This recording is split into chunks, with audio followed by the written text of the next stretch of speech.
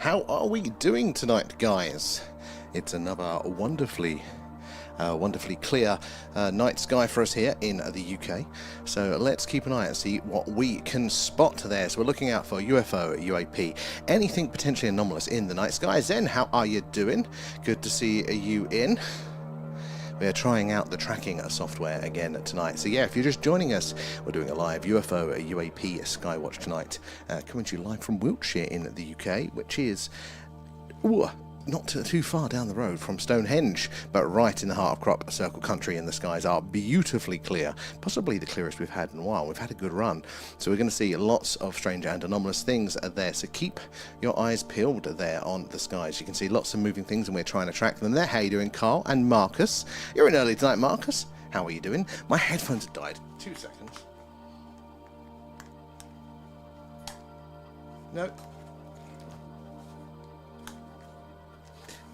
No, I'm just deaf in one ear. That's a bit weird. Anyway, guys, how you doing, Harko? Good to see you there. So, yeah, it is a lovely and a dark but clear night for us here. So there's a little bit of blue there, and that is the night sky. Marcus, thank you for the gift. Appreciate that. Raf is in. How are you doing? Raf, I'm going to name it after you. I was sitting here working on it this evening, and I'm going... Raf's going to be so excited we've got it back. I mean, as you can tell, it's no better than it was before, so you might win out, Raf. You might be the winner there, but I do want to test it. I want to give it another couple of goes to see if we can get it better there. We're talking about the tracker. Yeah, Harko, it's playing up no end, and it is being very, very difficult, but if we don't have it on the stream, it's never going to learn, is it, there? Just joined and looking forward to the Lyrid meteor shower. Ends out there. Welcome aboard. Where are you watching from tonight? So I had pointed it in the hopefully what should be the correct direction for this. We don't normally point it at this patch of sky, so it's a new patch of sky for us. But hopefully we're going to see some meteors coming in thick and fast. Cornwall, I am very jealous. Beautiful part of the country there, and but your skies are very alive with beautiful and strange things there. A up is in as well. Enza, thank you for the gift there. All goes back into the stream and for the follow there. Teach the AI exactly there, Kate. That's what we've got to do. It's got to learn there. And Zip Baseman, how are you doing there? And Anton there. I just found you there. Are you considering a flat Earth there? So I'm not of that camp.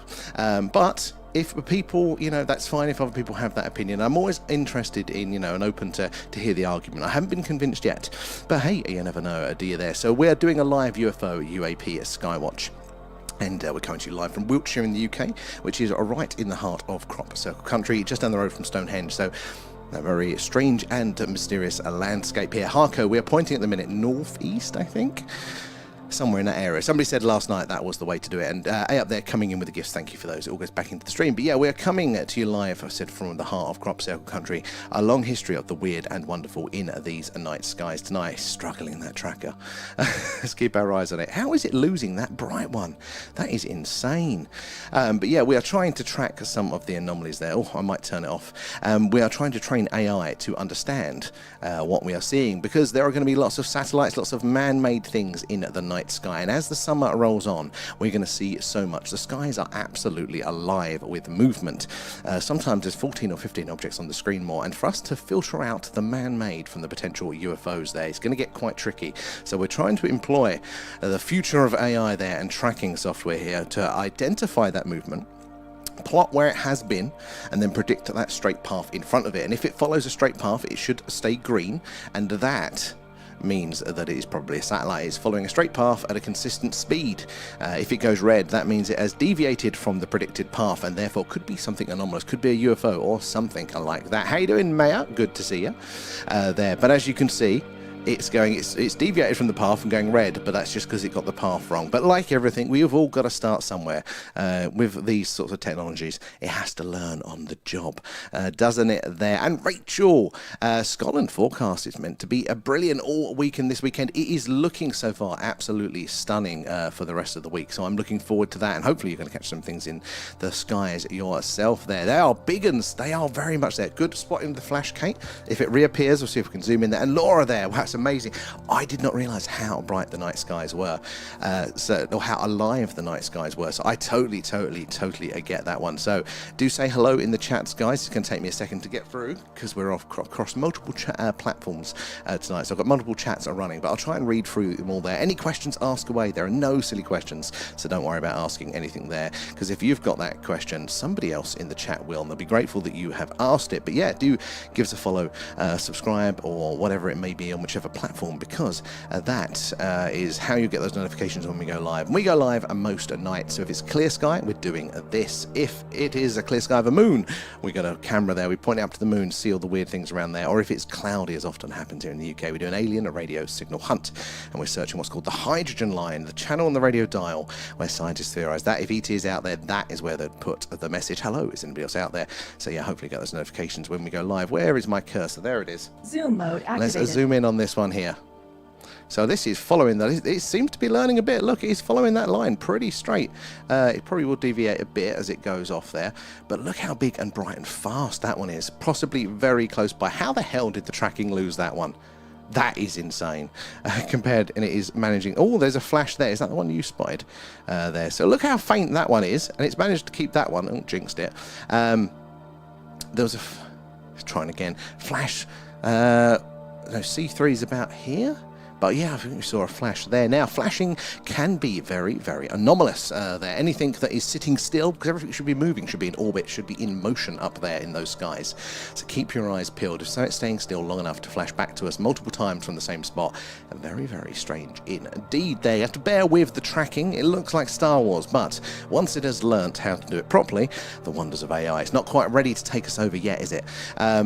Once it has done it properly, it will help us identify, filter out some of those man-made satellites there. Ben is in, and Grim, good a spot in there. It is a fast repeating flash in A3. I thought we said C3. Right, okay, I'm going to keep an eye out down there, because that's interesting if it's a fast one as well there.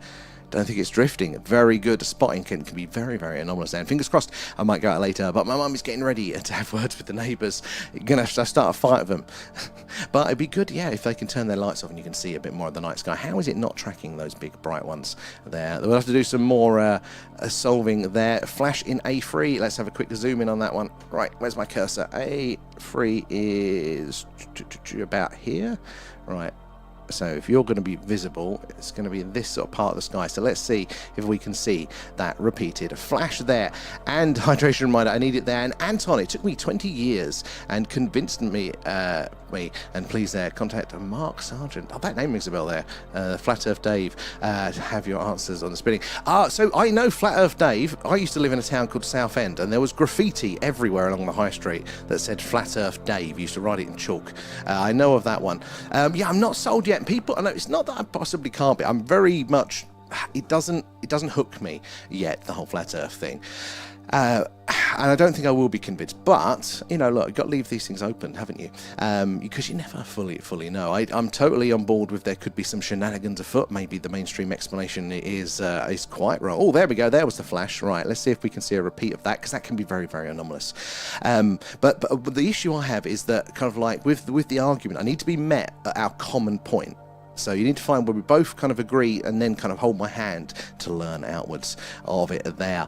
And I'd love to if we meet in London there. Oh, one day. I mean, I'm not too well. Actually, I'm now in Wiltshire. There, Brad as well. Nom. Thank you for the gift feeding, Alan. Right, I need to see that flash again there. Meridian is not coming from millions of miles. Like they say that, but I mean, I've got so much, of the understanding and the prosaic explanations. But I'm open to it.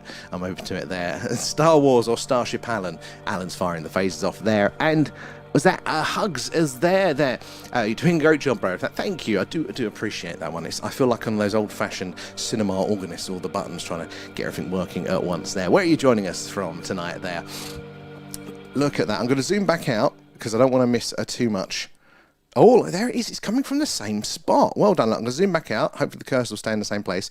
Keep an eye on it and see if it's there with us. Now, this is very interesting. Everything up there should be moving, should be in motion. The only exceptions to that really are the geostationary satellites. They are the ones that are in a fixed position, but they're around the equator. At the minute, we're actually pointing quite far north, so we're very far away from that.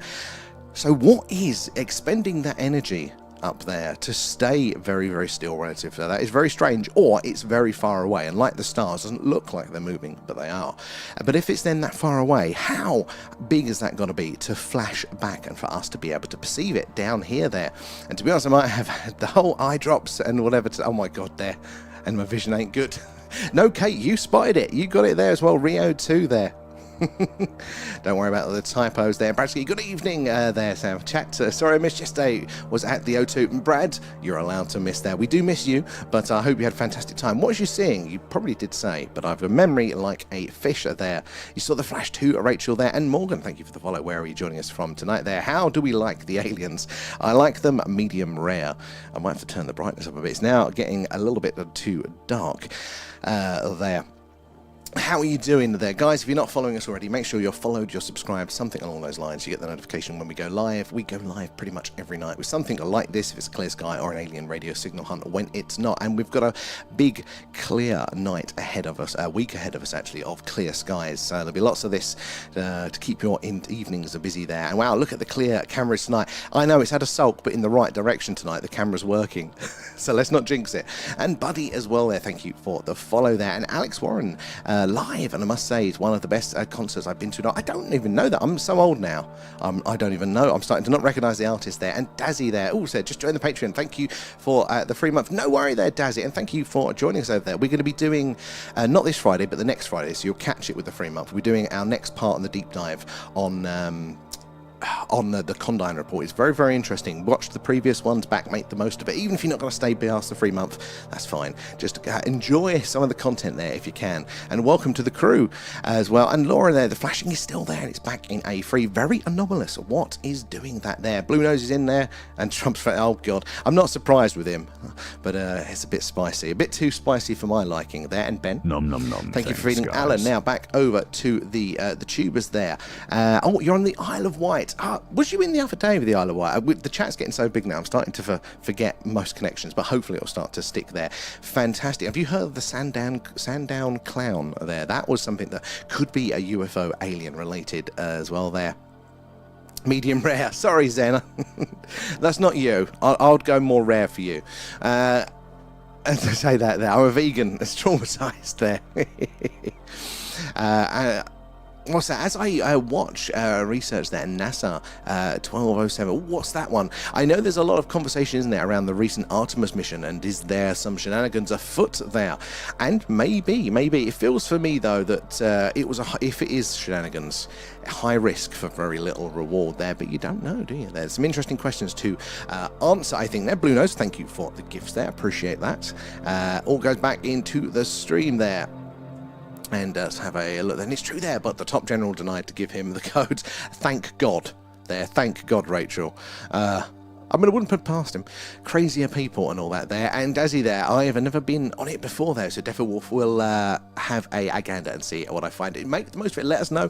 And yeah, welcome aboard. When we do the free ones, it's 11 PM UK time here, and it'll be next Friday when we're doing the next deep dive there together. And it's a chat like this, but it's over there. If you signed up with Apple, you got to be careful, because I think it's Apple devices that will auto-renew. So we don't want people getting charged if they're not up for it. They're the unexpected ones. So you might have to cancel it before that. So set a reminder if you're on the Apple. Others, they seem to just deviate you by default back to the free tier. So you shouldn't have to worry with those there. But just make sure you don't get charged unexpectedly there. And guess who will get fired because of that? Alan. And what's happened to B? V's working a lot at the minute. She's doing double shifts, so we've said you've got to have a break, V. You've got to have a break there, but hopefully said it's going to settle out for her soon and she can join us again, because we desperately miss our OGV, desperately there. But I mean, sometimes life gets in the way, doesn't it? And you never want to put an extra pressure on people. Life's hard enough there. Right, I'm just going to bear with me a second. I need to turn the brightness up. It's now got so dark, so let's crank the brightness up a touch so we can just make sure we're seeing some of those background stars there. Now, what's happened is that was blue when we first come on the screen, wasn't it? And what was happening there was the sun, although it was round for us here on the surface, it it wasn't fully round there, and therefore some of that light was coming in that and giving that blue colour. Still a bit of daylight there, essentially. But what we're seeing in general is where the sun is now round, it's still not fully round for those objects that are off of the surface, and therefore able to reflect that light back down to us. And that's how we're seeing all of these objects flying around up there. Most of them, sadly for us, are going to be man-made satellites. There's a hell of a lot of them up there, but if we keep watching, keep paying attention to them, even though the tracker is doing some work, but it's got a long way to go, but if we keep paying attention, we'll see the odd one do something strange. They stop dead, shoot off at speed, they change its course, its trajectory, something like that that satellites just desperately can't do there. It breaks physics for them to do that.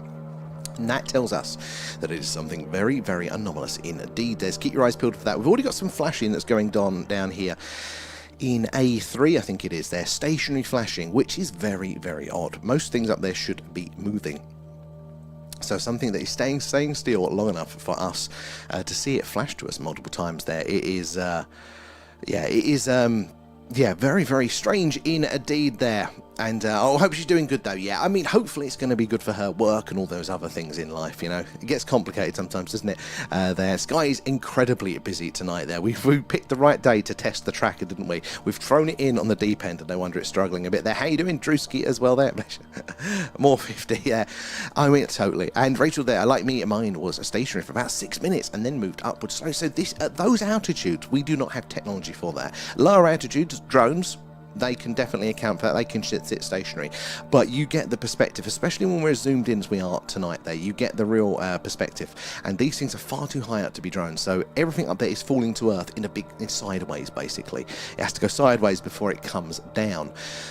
So yeah, what is there? What is managing to essentially float up there as well? Let's have a look back into the Tubers chat. How are you guys doing? There, Mayor is the bodyguard and the ship doctor. And coroner there. Send me to the probing room. Oh god, I've been there all weekend there. The weekend is coming up, Raf. More time to spend watching the stream. What are you up to? Are you going to be off your ridiculous shift soon there? And Red Britain there as well, the AI, and ask to also circle Red there. 2 or more flashes in one spot as an anomaly. That's a good idea there. I mean, I'll definitely add it to the list. There's a few things that we'd love to get to be able to do, and that's actually a really good shout there, because I haven't actually considered tracking and seeing if we can automate, you know, the flashes, because they're so subtle, they're so hard to necessarily spot unless you're really paying attention. But luckily, we're crowdsourcing with all of you guys. We're all doing this sort of thing together there. And Marjek there, thank you for the super chat there for £3. That's very, very kind of you there. And you are our first super chat. I was only approved for that last night, or actually today. So thank you very much for that. Appreciate it. It all goes back into the stream there, helping us upgrade stuff and improve what we do. So we do appreciate that. Let me pop down there to the to make sure I'm all caught up with the chat. It's a brilliant suggestion there, but as you can see, the tracking software is a bit, it's what we're working on. It's machine learning, and at the minute it's in kindergarten, as the Americans would say there. It's in preschool. And the sky looks amazing tonight there, and I miss V there, Marjek there, in the bar there, drinking buddy. I know. Oh, Marjek, Marie. I thought, what? God, my eyes are so bad tonight. It's Marie. It's an I, not a J.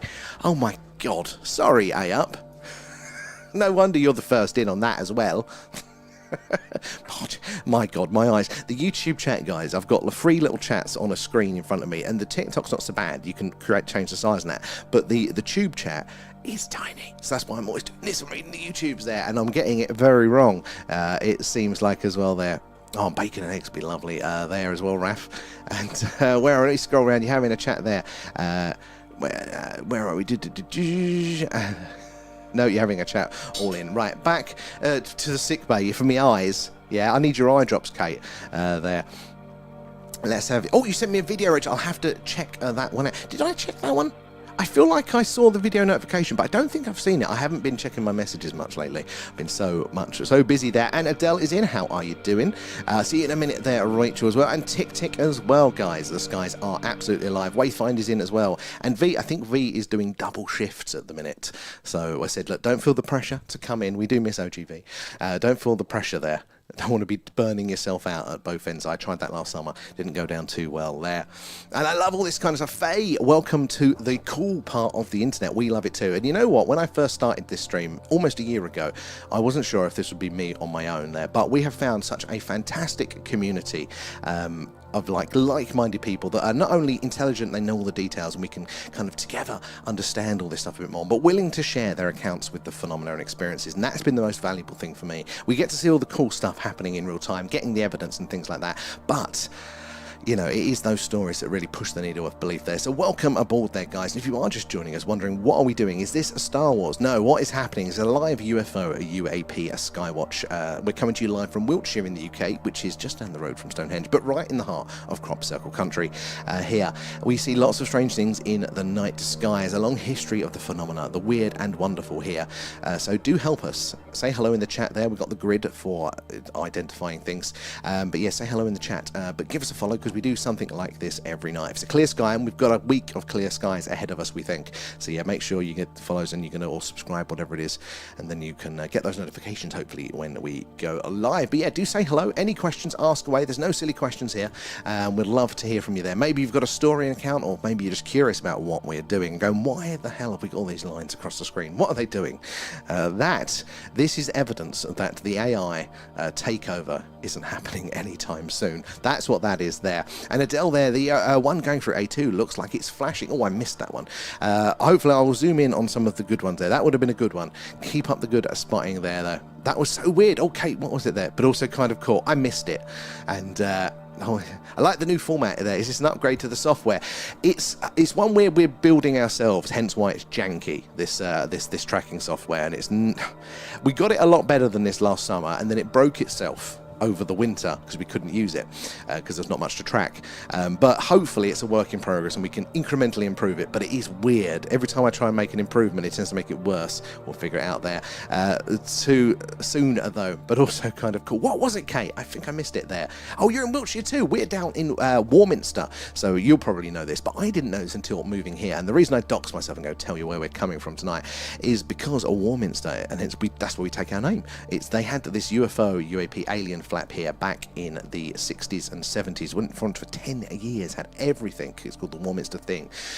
So yeah, is it still active in the skies? But I bet you've seen some things there, Faye. So and it's pretty cool, Frog. Thank you for that, Frog. I appreciate it. Our biggest fan of the tracking software is Raf. We're going to get him a t-shirt with all the lines on it there. And Beer Buster, how are you doing there? Oh, you had a blackout there. Everything off. An entire area pitch black. What? There you could see streets, and that were totally black. That is such a rare thing to be totally blacked out these days, isn't it? So I imagine it would be quite, actually see those stars for yourself there. Oh, Westbury, you are a town over. You're a town over. Excellent, Faye. Well, part of what we want to do is actually kind of do a physical thing, like a little bit of a weird Wiltshire club. So hang around, and hopefully we will pull our fingers out and do that. And we are going to be doing meetups as well over the summer at some point. Maybe do some live sky watching, because we like to go up, Clay Hill, Cradle Hill is one, or Battlesbury, the hill faults around here. I mean, even the White Horse near you is definitely on the list. So we take the rig live and we go out there, and we normally get very cold up on those hilltops. But we see some strange things there, and saw the sky with no light pollution. Honestly, you don't appreciate it, because you can see one or two stars, even if you're in a sort of a light polluted area on a clear night. You go, oh, it's the sky. What's that going to look like? Just a few more white dots. But oh my God, it's not. It is just phenomenally awesome, isn't it? There, and A-Up coming in with the gift. Sorry, I'm behind there. And was that KT? Sorry, KT and Brad and Yoda and Brad Tick as well. Blue Notes. Sorry guys, I'm totally behind on the gifts. Appreciate all those, the gifts, subs, Patreons, super chats, whatever it might be now. They all go back into the stream there. And Katie Jane there as well. Thank you for the shares, guys, because it is the shares, the likes, the tapping away there that does help us reach more and more like-minded people like yourselves there. And the Wayfinder, it looks amazing, friend. Thank you. I can't wait to see the finished project. Me too. Hopefully we'll get more chance to improve it there. Katie as well, thank you for the follow there. And do we have the quest this week? And is it movie night on Friday? Yes and yes. So the quest will be Thursday. Again, probably 6:30, 7-ish sort of kickoff time for that. And then it'll be movie club on Friday. So I'm not sure when we're going to manage the streams those days. And then we've got a midnight on Friday, and we're doing another interview here on TikTok with somebody else. And Katie coming in with the shares there. And what time do you start? So it's a bit of a rolling start. As it starts to get darker later on, we have to kind of wait a little bit. So at the minute, it's about 9:30, 9:40. and it'll slowly creep up as the summer rolls in there, because it's just not dark enough before then. And A up sent a portal, thank you for that one. A up there. And do you believe they went around the moon there, Katie? I'm open to them not. I am definitely open. I think there's some very interesting questions that need to be answered by NASA and organisations like that. But by default, I do tend to lean that we did go to the moon, and we did this time. My main reason for this time is just that I can't see why they would have gone to that high risk of exposing themselves alive for very little reward. You know, we'd kind of done that bit before, but you never know, we could be wrong there, and your eyesight is crap there at the minute, but you still saw so much in the blackout there. And just imagine what you could have seen there. And the night sky is really active. It's going on. I did not realise how active the night sky actually was here. First time we got the camera on, we saw 14 or 15 objects moving up. Oh my god, that's it. You know, this is it. It's so busy, these skies there. Yes, they go up to the White Horse there. Weird things over Salisbury Plain. We've seen a couple of things, but hopefully we're going to do some more live on location exactly like that. I'm just going to quickly pop back over to the YouTubes because I've been patiently waiting. Then I'll catch back up with the TikToks there, and let's have a look there. Oh, and listen to Mark Sargent there. At some point I will give it a go, I think there. And Pierre there, you have a telescope. No, we have a digital camera, just it's got a very good lens. So we don't actually want a telescope so much because telescopes are quite zoomed in, and we need the biggest bit of sky we can see, because you never know where the action's going to be. And there. And Adele the singer is, yeah, Adele is the singer, is over in the TikTok chat there. The very same. Hello. No, that was a... Oh, fucking, what is his name? There. I must... What's that? It must sound like I am a pig there, always yapping about food. But it's only because of this cosmos is when I finish work. You're on when it... I mean, Raf, you just get me hungry. I always just associate you with the old Frey Bentos pies, though. And Anton there, and go to Bournemouth meeting every month there, and it's a great crowd. I mean, I'm open to it. I totally get questioning the mainstream narrative. There's not been a point that I've kind of gone, that's clicked, if that makes sense, yet, but I'm open there. I can't imagine I would be, but that's only because of my current beliefs, but you never know. So I always keep a few % open there, and don't share it. Yeah, there's a few people I can imagine on that one. And they come from beyond Antarctica. That's not something I'm very confident in at the minute there. I mean, everybody, again, is open, is well entitled to their beliefs. In fact, we quite encourage it there. There's been many a time that people have come in with counterpoints, and I think, it's challenged our understanding, or my understanding of these things, but they present such a good case there, and I think together we can all piece this puzzle together. So we appreciate that, but as long as everybody is offering their beliefs up rather than telling everybody else, that is the key with it there. Got more to prove, quite possibly. And wear a hydration reminder. Thank you there, Mayor. Let's open that can there. And where are we there? See, that's the thing there, Anton. There's something about the flat earthers and the way you guys talk that this is the thing. It's the are you mad stuff. So the things that seem logical to you and don't seem logical to other people, the difference is that you've got a structural of understanding, all of the smaller components. If you think of it like a tree, and like the flat earth is the leaf, but you need the stems, the twigs, the branches, the trunk to hold that. And when you go around offering up individual pieces of fact, the layperson, and this is assuming, not assuming right or wrong, but this is how knowledge works. The layperson doesn't have that structure to hang the leaf on, so they go, nice leaf, and they drop it because they need that other structure. So like that. So it's you need to do those bits, and then other people might go, oh, I get ya, and sort of thing there. But that's what we need. You got to be careful with the language there. See, it's things like that. Are you mad? It's like that. People will take offence to that, and I am mad. I spend my evening sitting in the green room, so that's fine. But other people there. You're in Essex. So I was in Essex until last year. Lovely Basildon and Southend there. But yeah, it's always good to be open to the ideas there. And nothing much going on. Following it there. Right, back over to the TikTok. Let's see where we got up to with your messages there.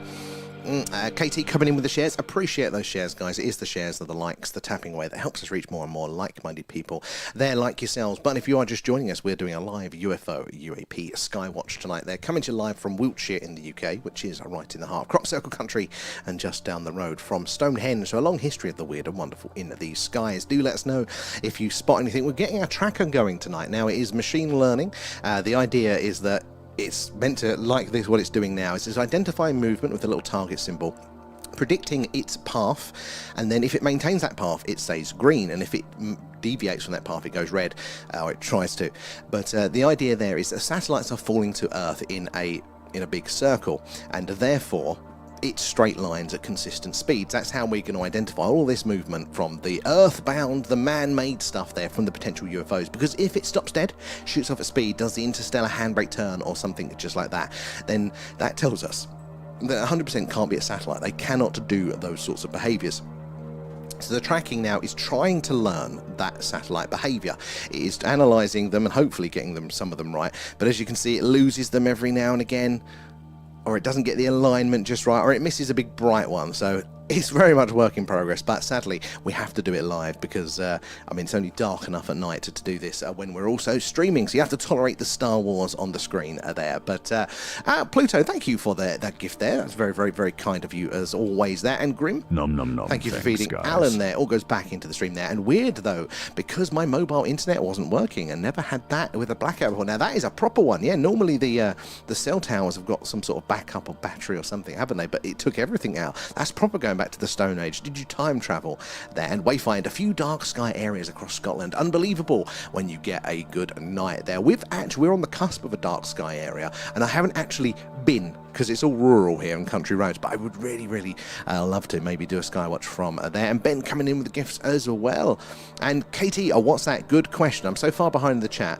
I'm trying to keep an eye out for the real anomalous ones. But what we're really looking for, again, flashing can be anomalous. Now, satellites can appear to flash to us if they're rotating, if they're tumbling. Then the more reflective side, as it rotates, there catches the sunlight and then loses the sunlight basically, and that's there. But it also can be an anomaly, so we have to kind of treat those ones on case by case. But the real eureka is that movement there. If we see it stop dead or change its direction, something like that is really, really good for us there. So hopefully I'll catch those and we can zoom in on the good ones. In fact, should we zoom in on a couple? I want to kind of get ahead on the TikTok chat, but let's zoom in on oh look, there's 3 in a row here. Zoom mode activated. Right, so we got this one coming in, and then this one. I was trying to track one then, and got this one here. So look, 3 in a row. Oh look, that one is flashing. Look, it's getting brighter. So if a satellite just flashes up once, then that's normally in its orbit there. It's just catching the sun's light just at that perfect time there. If it's repeated flashing, oh my god, look at that, it's snakes and ladders now. Look at all the objects in on screen. I would have missed those ones. They would have been too faint for me. But 1, 2, 3, 4, 5, and that's the only one. 6 that is catching there. So even though it's not perfect, at least it is helping us to at least initially identify where there might be something there. So yeah, keep your eyes on them, because it just takes that last minute course correction, change of speed, interstellar handbrake turn, as we will. There for us to say that it is definitely not a satellite there, but they are a bit rare. But we tend to see something strange at least once per stream there. Leanne coming in with a gift, thank you there. And Wayfind, wow, it's a busy sky tonight there. There's more things moving than stationary. It is crazy that this is the busiest we have seen it on the season. I haven't even got count there. 9 on screen at one time, Brad. That is getting close to our record, getting very close there. And who's doing what's that? Who's doing the lines, or is it AI? So yeah, it's a bit of AI. But so the AI is meant to be teaching itself. So yeah, that is what it is doing at the second. So it's trying to identify movement. That is what it goes. It compares. It takes basically each one of them is a still image, and then it sees the dots. But obviously a lot of stars look very similar there. And then it compares the next one and goes, has that dot moved? If it has moved over enough squares, then it gives it a target symbol, and then it follows it along, draws a line behind it. You can't see this bit because it just clogs the screen.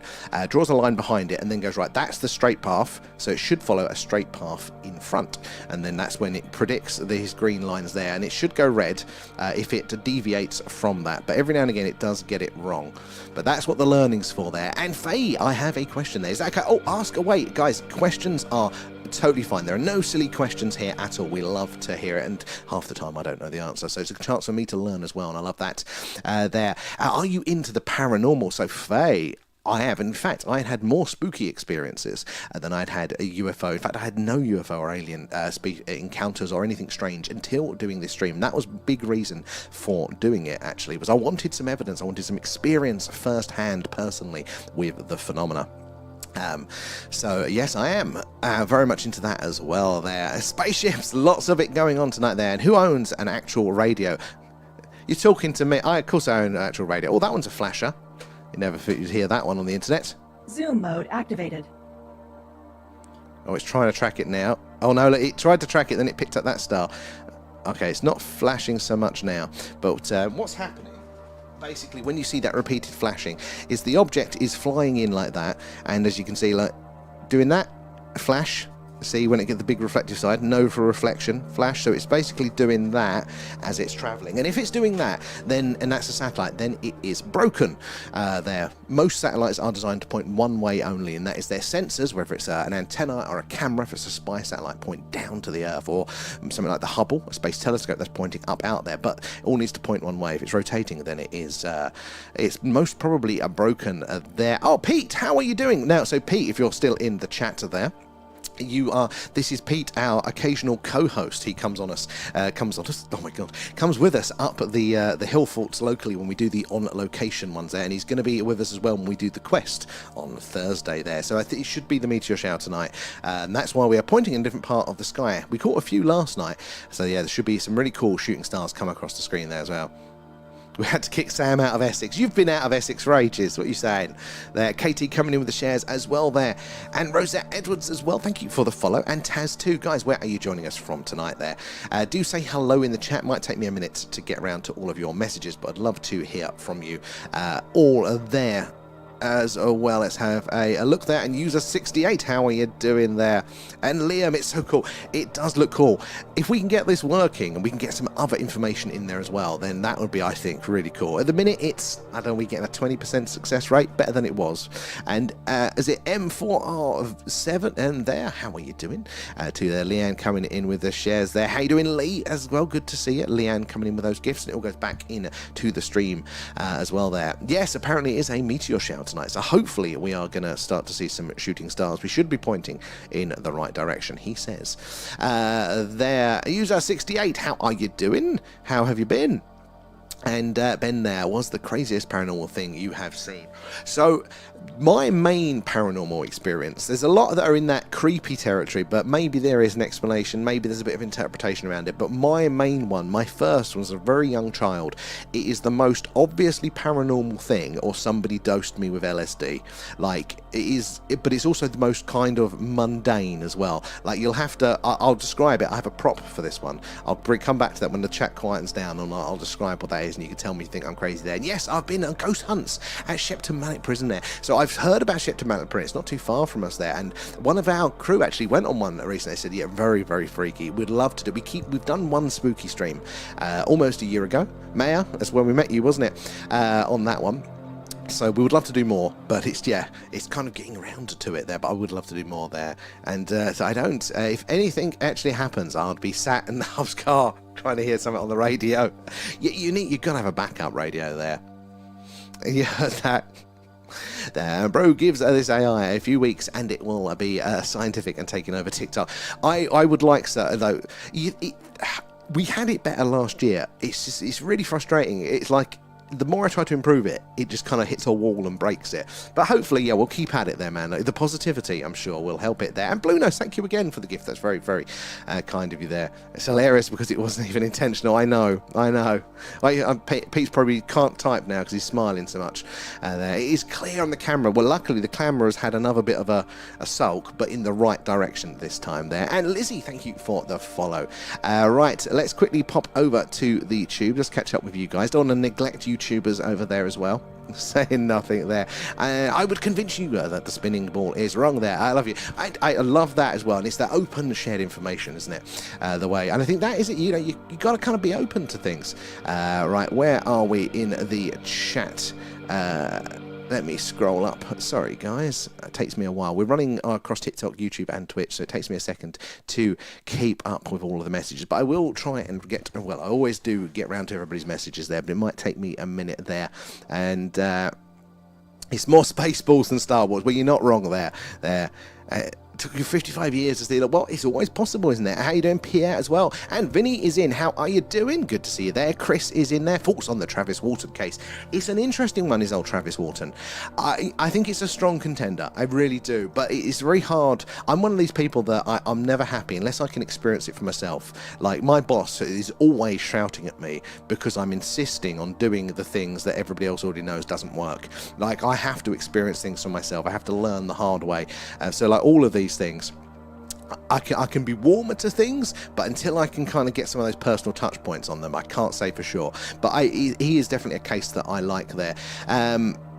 Where are we in the chat there? Let's have a look. And is that Mark there? Greeting from Farnborough there, where a few years ago I saw an object over the airport there, and it was the movement that caught my eye there. 90-degree turns and then shot off. Now, there is nothing technologically that could do a 90-degree turn there. I mean, drones can kind of get a little bit closer, maybe at a certain distance there, but you kind of get a feeling for the general movement of the drones and things like that, don't you? So, yeah, that is very, very interesting there. Was there any coloration to that sighting? I love that as well. Thank you for sharing it there, and let's continue the flat earth to the convince you. At some point there, we will definitely do it to them. Thank you there, Anton. Thank you for the questions. Big love. And I believe the flat earth tonight, and it goes with all the flat brains. Leaders have that. I mean, this thing, problem is, I understand, like, it's not a way that I lean, but I can't fully write many things off there, because my current understanding, my current scientific belief, it's mostly faith-based, and not a religious faith, but faith in the institutions that surely enough of our scientists would have figured it out, or they can't keep a secret that big, you know. But that is faith. That's not actually knowing. There is depending on those things, so I can never say 100% there. And where are we in the chat? Let's scroll down there. And have you clipped some of the sky their findings and the shooting stars, etc., and put them on the shorts with advertising? It was something we was doing, Vinny, and I really enjoyed doing. I still clip them. I've got a little foot pedal here, and it saves the last 2 minutes of the clip. But I just haven't got the time lately to do it. I'm so, like, snowed under with various work projects. But you're totally right. It would be really good to do, and I really do want to do it. We've still got the footage, but I haven't been able to do it in I think since last year. We're slacking, but you're right. I think it would do really well, because some of those shooting star shots, I mean, they're amazing. I just want to watch them again myself there. He's from Liverpool, if that makes him an alien. What's that? There, I think I'm up on the tube chats there. So right, let's get back to the TikToks. Right, let's have a look. Where did we get to in the chat for you guys? Because we didn't finish it. That's paranormal. We did that one, didn't we? Oh god, where did we get to, guys? Sorry there. And come fly on me. Wait, the meteor shower is near Vega, right? You know, I think so. I think so, because Vega we would see, though, definitely, because Vega is so big and bright and purple. So I'll have to check my alignment, because obviously the sky moves. So I'm going to have to double check that one in a minute. Good, come fly me there. Miss Vega. We used to have that in shot, didn't we? Every night in our stream during the summer. It was absolutely amazing. A big, bright purple star there, absolutely stunning there. And come fly me, thank you for the follow. Leanne, thank you for the portal as well there. And Wayfind, there's a YouTube channel, and the guy hides in abandoned places dressed as a demon and scares people to death. Oh my god, that is hilarious. 10 points to that man. That is a genius idea. I like that. I haven't got the stones to do it myself. I'll be there in the dark, scaring myself. There. And Hibbs as well there, thank you for the, Hibba, sorry, thank you for the shares, I appreciate those guys. It's the shares, the likes, the tapping away that does help us reach more and more like-minded people like yourself there. And Lee, what's your thoughts on the latest Bob Lazar doc-film there, and new info he's spoken about? So Lazar, I'm a fan of Lazar. It's all percentages, it's never a full yes or no for me, but percentage-wise I'm quite strong with Lazar. But that documentary, it was really, really good. I'm a visual person. I really appreciated seeing the space and stuff like that. He answered a lot of questions, but then I also got a lot more questions, and that's not necessarily a reflection on him or the quality of the account, but you know, he's like, okay, now I need to know about that, and now I've got this question here and there. So I don't know. I felt like it didn't move my needle much of belief, I think, overall. But it did answer some things. How did you guys feel on that one there? So it's S4, a Bob Lazar story or something like that, wasn't it there? And I'm going to love you and leave you there for a bit there. Have a good trip. Faye, thank you for joining us so much. I hope to catch you later on there as well. And the local Facebook group says the Black Cat was a tower over as well there. Proper oh, wow. So a whole tower down. That's quite substantial these days there. And where are we? In there, Tick as well. And Leanne, thank you for gifts, thanks, guys. feeding Alan and all that.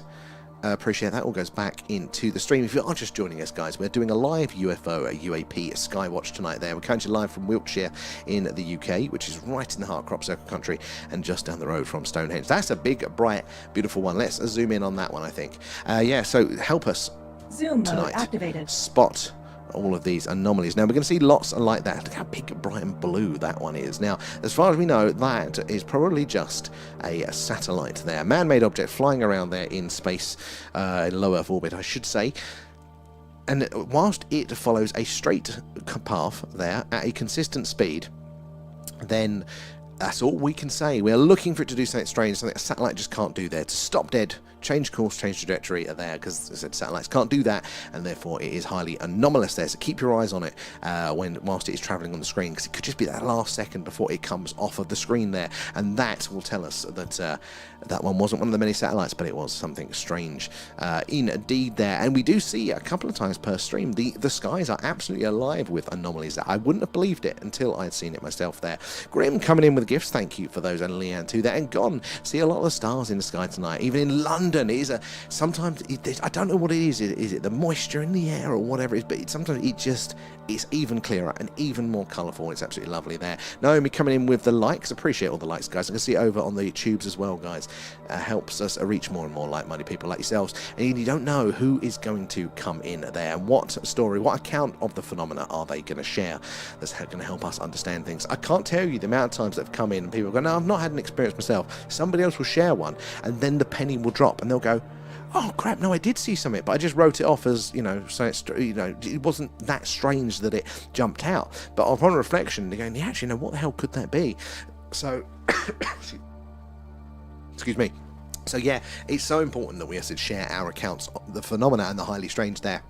And CSR there just captured something strange in the sky. Oh, if you post it, do tag us in it there so we can see it there. I'd love to see your videos too. And Lee there, I've watched it on my Fire Stick, but I think it's on Amazon Prime. But yeah, so it definitely is on Amazon Prime. Silly me, paid for it. But hey ho, they need their money back after doing it, don't they there? And Carl, loving the sticker. Vega, yeah. So I miss our stickers there. And hi, TikTok Ramreds, how are you doing tonight? Good to see you in. Alpha coming in with the shares. And Oscar, hey man, I've got my best moon photo ever there. Could you check it? We can. Yes, we're a bit rushed at the second, but I'll try and check it. It might have poked me later on there. Congratulations. Honestly, getting a shot of the moon. We've all seen pictures of the moon, but when you actually see it and you see the craters yourself with your own kit, it's something just weird. It touches inside of you there. And Lee as well coming in with the shares. And Body Language Guy on YouTube watched his latest interview, and he believes everything Lazar says. I mean, there's a lot going for him, and I think that makes sense. There's just a few things for me that I go, I don't know. Like, and it's not that I think he's lying at all. I just, and he says himself, isn't it, that, some of the stuff was probably told to him, was probably fictitious. They put this in the documents, don't they? They tell them a specific lie, and then that way, if they leak that information, and, I think one of the ones in his story was, there are 100 other species. It's not that, but there are 100 other species, and they'll tell somebody else there was 50 species and somebody else that there was 70. So if 100 species get leaked out, they go, it was Bob, like that. But yeah, no, I think something definitely happened. Something definitely happened there, and people need to give their heads a wobble with that stuff there. And Jane coming in with the gifts too. I think it's interesting to understand how that happens, and when I understood my own belief structures, I realised how flimsy a lot of them were on. We delegate our beliefs, a lot of what we understand and believe and how we function in the world. We delegate that to the community. If everybody else believes that and they haven't died yet, well then great, you know, we can afford, at the very least, if we're wrong, everybody else is going to be wrong, and we're one in a herd there. But that's not quite the same as actually knowing rock solid. Like when you have an experience here with the phenomena and you see something strange with yourself, that's your own experience, that is hard there, and you go, wow. But I realised, you know, we talk about the orbits, all these things that I would counter one of those arguments with. It's not my own science, it's not my own work. It didn't feel like firm foundations, but I still lean very much to the prosaic universe explanation there, and Lee there with George Knapp, so that S4 was covered. So that was interesting that did come out, wasn't it, there, that I think as George Knapp did say that he rung up the Rangers there, their press department, and said, have you got an S4 there? And they went, yeah, we've got a few. So I'm not sure if that makes it more credible there, you know, that they confirm they do have an S4 facility, but then they've got multiple, so maybe it's not a facility, and maybe that's what they call their weather stations there. I don't know there. And Mike as well, thank you for the follow, good to have you in. Where are you joining us from there? And M1975 there, I have seen 3 times something I can't explain, and the last time one I got on film, like a house fly then. So that is very interesting. I mean, when you see these things, you can't explain them. Like, as you'll be sitting with us tonight, we've already seen one. We saw the stationary anomaly very early on into the stream there, and there will be more. I mean, just look how busy it is. One of these is going to do something strange, but you'll see it, and we go, right, we know with that behaviour it cannot be a satellite, and we know it's not a shooting star, and we know it's not a plane. They're easy to filter out. But what is it? That is very difficult to take to the line and tell and even explain and convey why it was strange. It's always difficult there. Oh, let me have a look. Let's have a look. Where are we? Let's try. Oh, no, my phone's not working now. Right. Oh, that is pretty good there. I can see why you're proud there, Oscar. Well done. That is really clear. How did that feel to get that shot there? That is hands up. That is very good. Oh, well done. And Stacey there, I have, and it was early morning, 6 a.m, and there was a normal plane right behind it, and something was following. And we hear lots of accounts of them following aircraft and stuff as well. So, you know, it matches in with that. Oh, hold on, I'll come back to that one. We've got an anomaly. Zoom mode activated. Anomalous object confirmed. Right, see, this one is orange. There you go, it's just trying to track it now. Now, what is interesting about the orange ones here, what we're seeing, if they are satellites, what they're doing is they don't emit light, they've not got headlights on them. They are reflecting that sun's light back to us there. And sometimes, like this one, you'll see one that isn't just the shades of white and different brightnesses there, or even the minty blue that we occasionally see. No, you'll get one that's deep red like this, or a deep, deep green. Now, the green we could possibly with the atmosphere, I mean, look at how many of these are together. Like 1, 2, 3, 4. We can explain away potentially by the atmosphere, but orange is very interesting because we haven't figured out yet how we're going to get that colour reflected back to us there. Why are all of the others a nice, simple white, like we looked at those ones, and that one is such a deep, distinct orange? But orange is particularly interesting because that is the colour that they do think that, well, they know that ionised plasma glows orange there, and they think that the way these UFOs would work is that part of their warp drive, their propulsion system, would create a layer of plasma outside of the craft there. Hold on, this is a nice one. Zoom mode activated. See, this is the minty blue one, but you can imagine this is just so bright. Oh, sorry. So bright and so white there that it is kind of coming through as a really fresh blue. But compare that one to that one. Oh, wow, look at that. Oh, it's a space worm, as we call it. That was actually pretty straight for a space worm. I might call that as an anomaly as well. See, this thing, we get things in here that, well, that definitely wasn't a shooting star. That was on 2 screen for long. But yeah, the orange, they do think is the sort of plasma, with the effect of their warp drive propulsion, plasma, ionized plasma around the craft there, which would glow a bright, brilliant orange red to us there. So that could be what we're seeing with something like that there.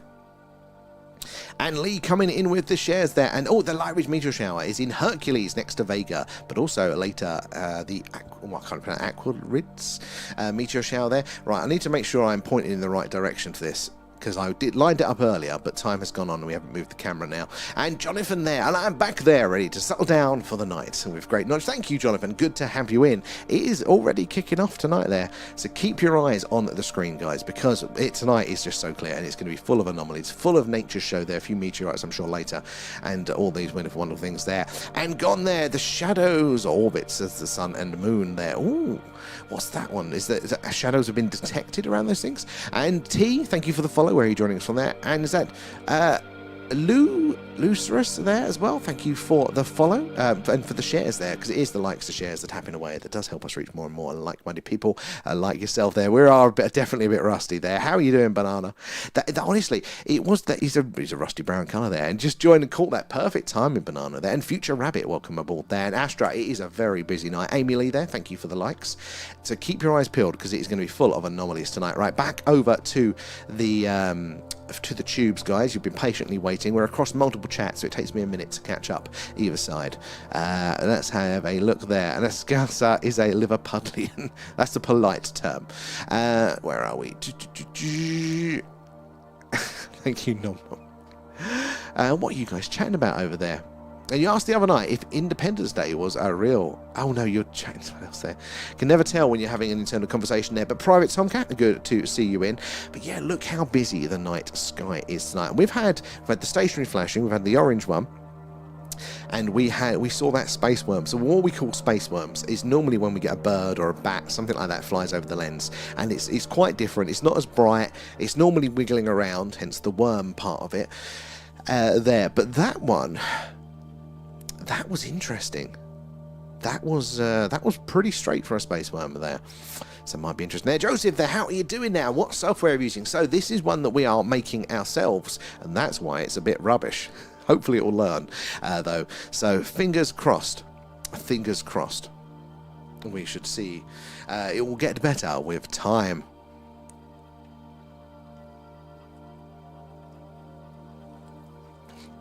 Always miss the interesting bits. Well, I've got to at some point get back round to posting the clips of all of these, so hopefully we'll be able to catch back up. But the way it's been tonight, if it's normally this busy and this bright and this interesting, it's gonna be a busy night. It's gonna be a long one, and there's gonna be lots to see. So don't you worry, Del. There's gonna be lots more coming up there. 45 people in the live, and make sure you like and share. Thank you, Brad, and we do appreciate that one as well there. And will it be available for others to use? Good question. I haven't thought that far ahead. When it's stable, probably. Yeah, I can't see why I wouldn't. But yeah, once it's stable, at the minute it's very rubbish there. And 2060C, how are you doing? And Hermetic there as well. Is there a meteor shower tonight? There is, and that reminds me, let me check, make sure I've got my alignments correct. Let me load up the tracker, because the night has moved round since I did it earlier there. So, you know what, it'd be good to get Vega in shot.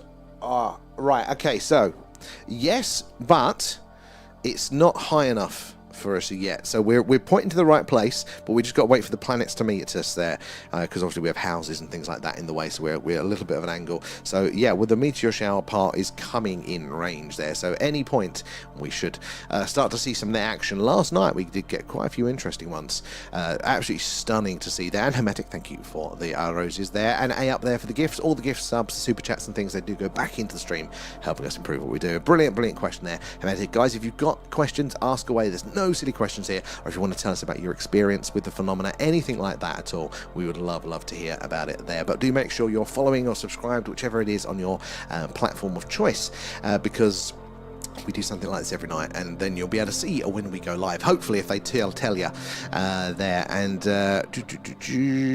just found an X105 telescope with a motor and tripod. I'm going to try for that one out. Oh, Deb, let us know how you get on there. We want to see those cool shots. And guys, if you're doing a bit of astrophotography, or you've got an experience with it that you want to share, we've got a little Discord community, link in the bio for those there, which has got a really cool personal experiences section where a lot of you guys are sharing your first-hand accounts with the phenomena, with images, videos, or your astrophotography there. General chat. I mean, we're going to be doing Movie Club on Friday. We're all going to be sitting down and watching Paul, and then we chat along on the Discord Movie Club channel there and have a bit of a laugh. And you're welcome to join us for that one there. Where would it be coming from? So I think it's coming from around where Vega is, people were saying there. And Oscar there, thank you there. And if you get a chance later on, also sent a video. Oscar, I will try to do that one after the stream. I'll catch you up there, but well done. And Rio won't see the meteor shower here in Aberdeen. It's too clear. Oh, Rio, we've stolen your clear skies. You'll have to live vicariously through us tonight. You've had a good run of good weather.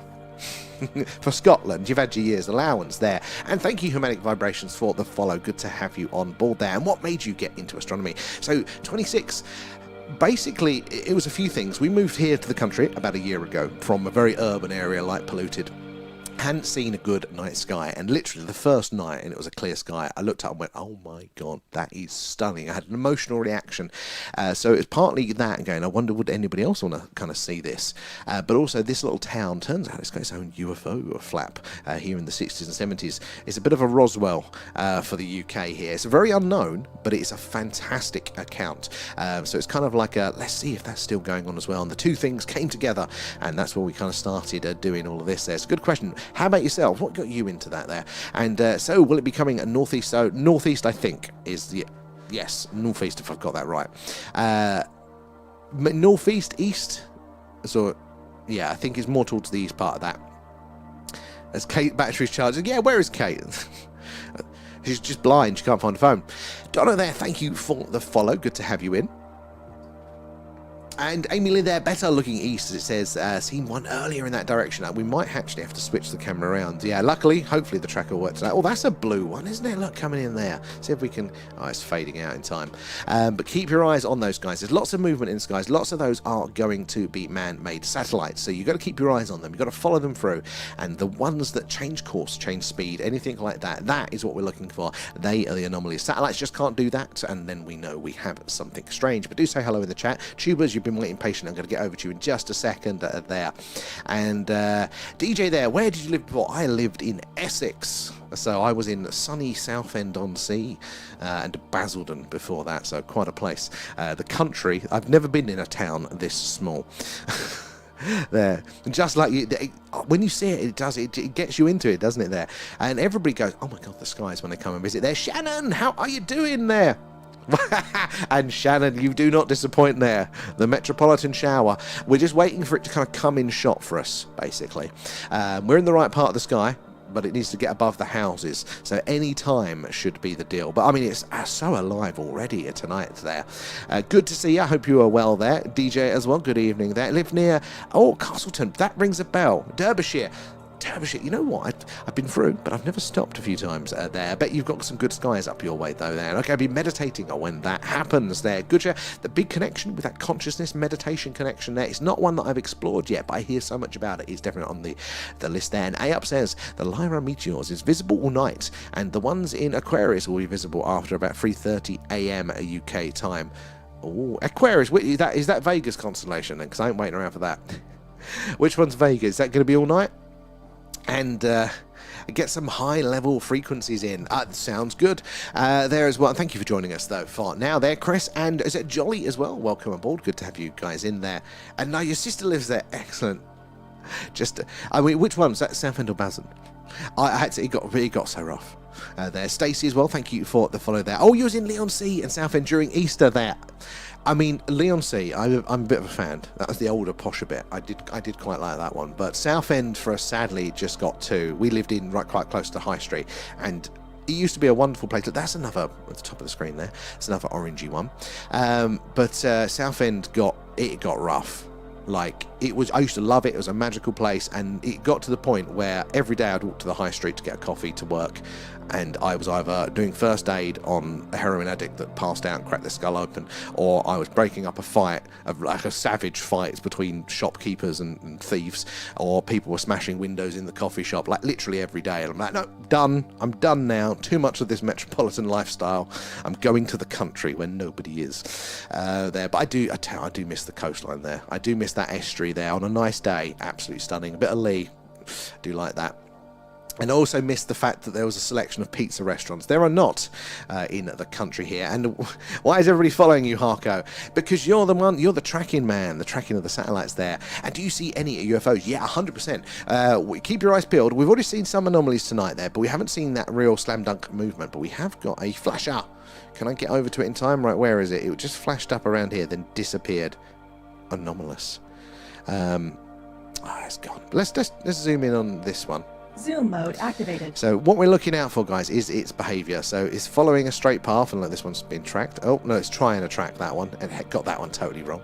But yeah, as soon as it deviates, if it stop deads, if it hesitates, if it does a right angle turn there, interstellar handbrake turn, something like that, then something like that, then we know we've got something strange on our screen. So keep your eyes peeled for that one there. But every night, but the Skywatches are busy for it there. Can we say they are definitely aliens? That they are definitely little green men flying around there? We can't say for sure, but we can filter out satellites, planes, shooting stars, all of the normal explanations. Then what are we left with other than the highly strange there? Nosing on the tubes there, Kate. Thank you for the shares there. Sorry I missed so many lives there. Work's been crazy there. I'm barely getting any time. No worries, Shannon. As I say to everyone, we love having you in, but never feel any pressure to show up there. And if it's been a while, you're not going to be guilted. You're always welcome back, even if it's just casual. Sometimes life has a better offer, and sometimes life is just busy. But you're always welcome when it works for you guys. There's never any pressure there. Just seen a meteor in Basingstoke Hills. Awesome there, Adama. That is a... We haven't seen any yet, so hopefully we're going to get some to come there. Do like that one. And Kerry, thank you for the follow. Oh, it changed. Yeah, it definitely changed. It's such a shame because it was such a lovely place, but very quickly as well. And No Vega is the one that's visible all night. Perfect A-up. So we are going to get some shooting star action there. Vega is Lyra shot. I don't know what I'm looking at. I just look for the movement. I don't know what I'm relying. You guys tell me that there. Used to go to the air shows. See, that was because as a kid, I grew up in Basildon, and it's a new town. That's always been grotty there. So going to Southend was literally magical. Like the seaside, the amusements, the lights, and then you're a teenager, all of the bars and the music scene. It was great. And so I moved there as soon as I could. I was 18, and I was there until 37, so I stayed there a while, but yeah, no, it lost all of that, sadly. And Vaz there, we don't see the aliens due to they don't exist. So, Vaz, this is a thing. Now, what do you mean by they don't exist? Because mainstream science does believe that aliens are going to exist. We even had Obama saying that aliens exist there. And what they mean by that is that now we know that there are planets around all of these stars that we are seeing tonight, all these little dots, that they're just statistically is going to be so much life out there. Now, mainstream science won't necessarily say it's complex life or even a civilization, but life is looking to be absolutely abundant. But there is lots of evidence out there. I mean, we're quite late to the party with how far we've developed. We're middle of the universe's age. So there's been plenty of time for life to develop around many other stars there. Now, are they visiting us? Are these distances too vast? That's where we can have a conversation. But the actual mainstream scientific opinion is that aliens are real. There. Where you security? If I was being paid for it, then it wouldn't have been so bad. But oh my god, it got bad. I'm just trying to go to work. I'm a soft office boy. I do spreadsheets now. I can't be doing that. But that was the cheapest tobacco in town, so I couldn't let my my local shop guy take the hit on that particular case. There. How you doing, Alfie? As well as Stacey there. Was that Padrini's is the best Italian? Oh, Padrini's there. My God, I was expecting to be a constellation because I can't pronounce those. There's a few. I do miss the restaurants in town. Here, where we are now, you've got a Domino's, you've got one Chinese, and you've got one Indian. Luckily enough, though, the Indian that we have here is literally the best Indian in the country, like by far. So that we lucked out there. But I haven't had a decent pizza in a very long time, and I'm craving it there. And I saw that it was flying and it flashed and then disappeared. How weird! Some of these ones are very anomalous there. Now we can't say for definite because you've got things like the Earth shadow and satellites can appear to flash, but you know it, don't you? When you see it and you see a few weird behaviours in a row, then you go, come on, that doesn't feel like it, but it's so hard to do it there.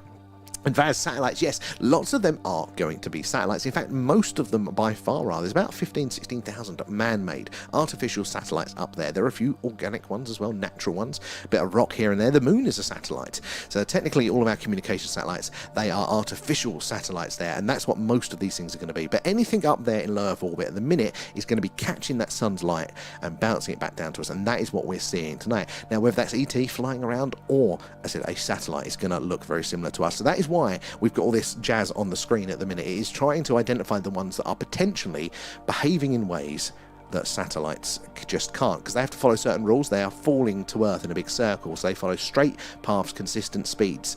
So variations from that, and then we know we definitely don't have a satellite there. And thank you for the shares, the Hermetic there. And I'm obsessed with the strange structures on the moon. Oh, 26, I only just got into that one, but on Mars as well there. And Benjamin there, some life in the universe is on TikTok there. Some of it is, right. I'm quickly popping back over to the tubes there, because you guys have been waiting patiently enough. I'm across a few chats tonight, guys, so you have to give us a second. because it takes me to catch up. Where was we? Where did we get to? Right, I'm just going to start from here, there, and Vinny there. If they can create electricity from methane gas, why isn't electricity free there? As we have unlimited stuff coming out of our politicians, just plug them into the grid there. But you know, this many ways to potentially generate energy. You know, that big part of this is that something that they are keeping a secret there. And Wayfind, you've come over to the dark side with Kate as well over there. You check out the tube, see what everybody's like. If you do want to check out different platforms, guys, we're pretty much at the Thing UFO on all of them there. So on the tubes, you said you can see things up the correct way. That's one part of it there. Right, where did we get to over here? Let's have a look at that. Trying to scroll through. Where are we? Having chats in amongst yourselves there.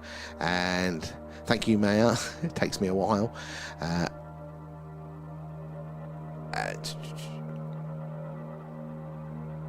And Zachary there, it's a noisy universe there. How can aliens not exist out there if they contribute to the racket? Well, this is a really interesting point. They do say quite often, don't they? Oh, we've got 2 orange ones coming in here tonight, guys. Have a look at these. Is that free? Zoom mode activated. Yeah, remember, orange is an interesting one because they're just reflecting light back.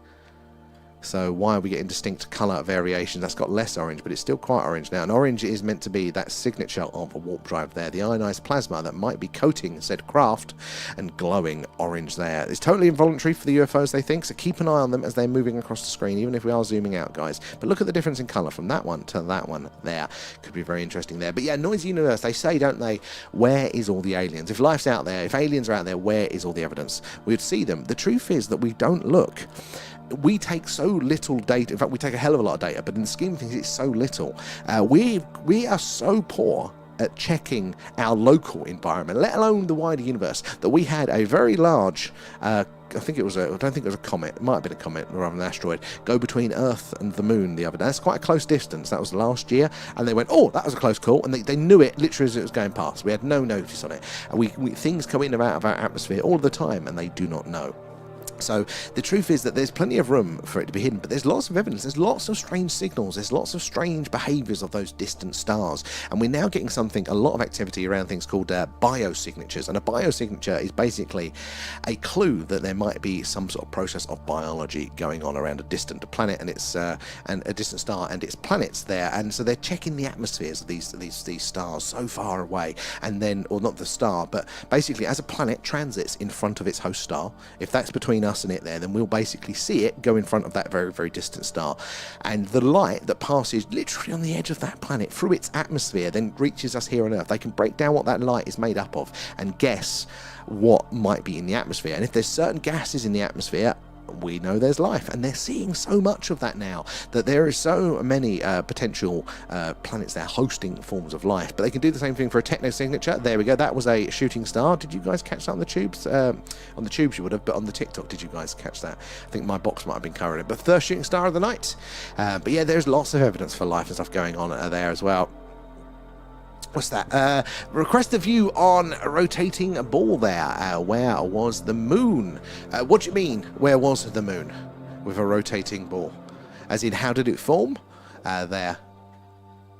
And where are we there? Mr. Ms there as well. How are you doing? Good to see you. I like that. Evening Skywatchers. And walking from Hadrian's Wall there, countryside, Northumberland. Love that. So you're out and about at the minute there. I bet you've got a fantastic sky for that one tonight there. Zachary, an ET craft that we can track. It doesn't seem possible there, and it's going very fast to opt for the pixels. So this is a very good, a very interesting point here. You know, technically, if ET is able to travel from those distant stars that are coming all this way to Earth there, the only way they could really do that would be through warp drives. Now, you can make a warp drive without breaking physics in real life. That has been figured out. We just don't have the energy to build one ourselves. Now, if they are doing that, then that technology can go really fast. Why would they bother doing these sorts of visible speeds on our screen right now? And that is a very good question. There's not always going to be the case, but a lot of the argument is the same way you have gears in your car. Just sometimes you don't want to go as fast. Either you're paying attention, you've got a junction coming up. I think there's possibility, but I think this raises the point that we're not going to see everything. We're not going to have the chance to see everything. You know, a lot of them, especially if they're off back home to Zeta Reticuli, you know, they're going to be going pretty fast there. And watching from Bristol. Was you in the other night from Bristol? Was having the chat about the Bristol hum there as well. And we are broadcasting live from the UK. Thank you, Mayor, for the reminder there. So, guys, if you are just joining us, we're doing a live UFO, UAP at Skywatch tonight there. So, coming to you live from Wiltshire in the UK, which is right in the heart of Crop Circle country, but just down the road from Stonehenge. So, lots of strange things in these skies over the years. So, keep your eyes peeled. There, say hello in the chat if you're new. Let us know where you watch from. Tell us your stories. If you've experienced anything, any questions as well, do ask away. It's going to take me a second to get to you because I'm running 2 chats tonight. But do let me know there. But give us a follow or a subscribe wherever you are, because then that way you get those notifications when we go live. And we are on pretty much every night. If it's a clear night, as this week is looking very clear, then we're doing this, the UFO UAP Skywatch. If the moon's up and it's clear, we do that, and that's what it looks like. We look at the moon. The moon's weird, guys. If it's cloudy, we do an alien radio signal hunt there. We've got a big dish, point to the night sky, listen out, hoping to hear potentially ET saying hello. The Time Lords rule the galaxy there. Doctor Who's Crazy Clothing Chronicles. I've got a story about Doctor Who scarf there. And where are we tonight as well there? Sydney, how are you doing there as well? And Vinny there. If the Earth was created by rocks, dust, etc., under gravity and high temperatures, how can it be flat? And that defies physics. So it's really interesting. We have lots of theories of how the Earth formed, how the moon has formed with it as well. But they are just theories. Some we're more confident in than others. I say we as the mainstream community are there. But essentially, that is it. You know, it kind of bonds together there. But the what happens as part of that process is that because of that, the more mass that gets together, the more gravity, which pulls those things in, which basically creates friction and heat, and it's molten, hence why we've got a molten core there. Hence why the sun is a big fusion reaction. They say it's the gravity that is pulling all that gas together there, and because it's under so much pressure, it's causing a fusion reaction there, roughly, is what's going on there. But yeah, they thought, you know, all these things, the rocky planets formed as molten, and they cooled down, and Mars actually cooled down before we did, and was therefore habitable 2 billion years before we was. But they think in those early days, just after, you know, the Earth had started to cool, it was smacked into by another planet, Mars-sized, they've labelled Theia, and they think that in that splat, it kind of all went around and reformed as the new Earth, and with what's left of the moon. That is the running theory for that one. And where are we in the chat?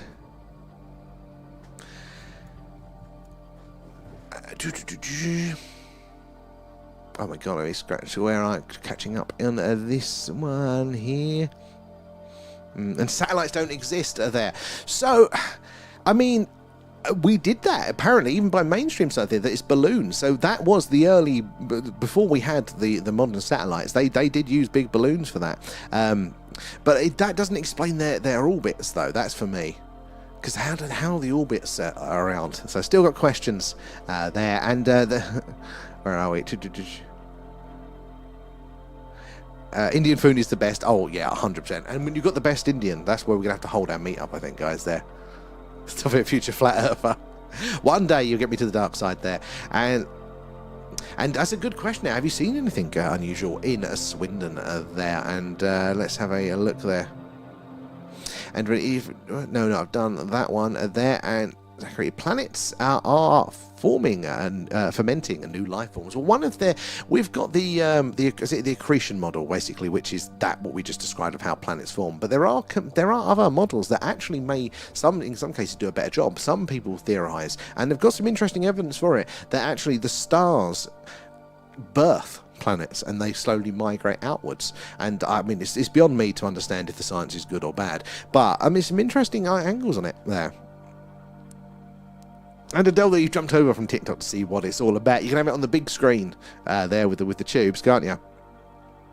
And my eyes there. Mazungu is a word, and I heard every day. And I lived in East Africa. I probably got it totally wrong there. It just means a white man, so I use it as a joke. I like it, but I probably got the word wrong. My eyes is terrible. The YouTube chat is doing my nutting because it's so small and you can't make it any bloody bigger. It's very frustrating there.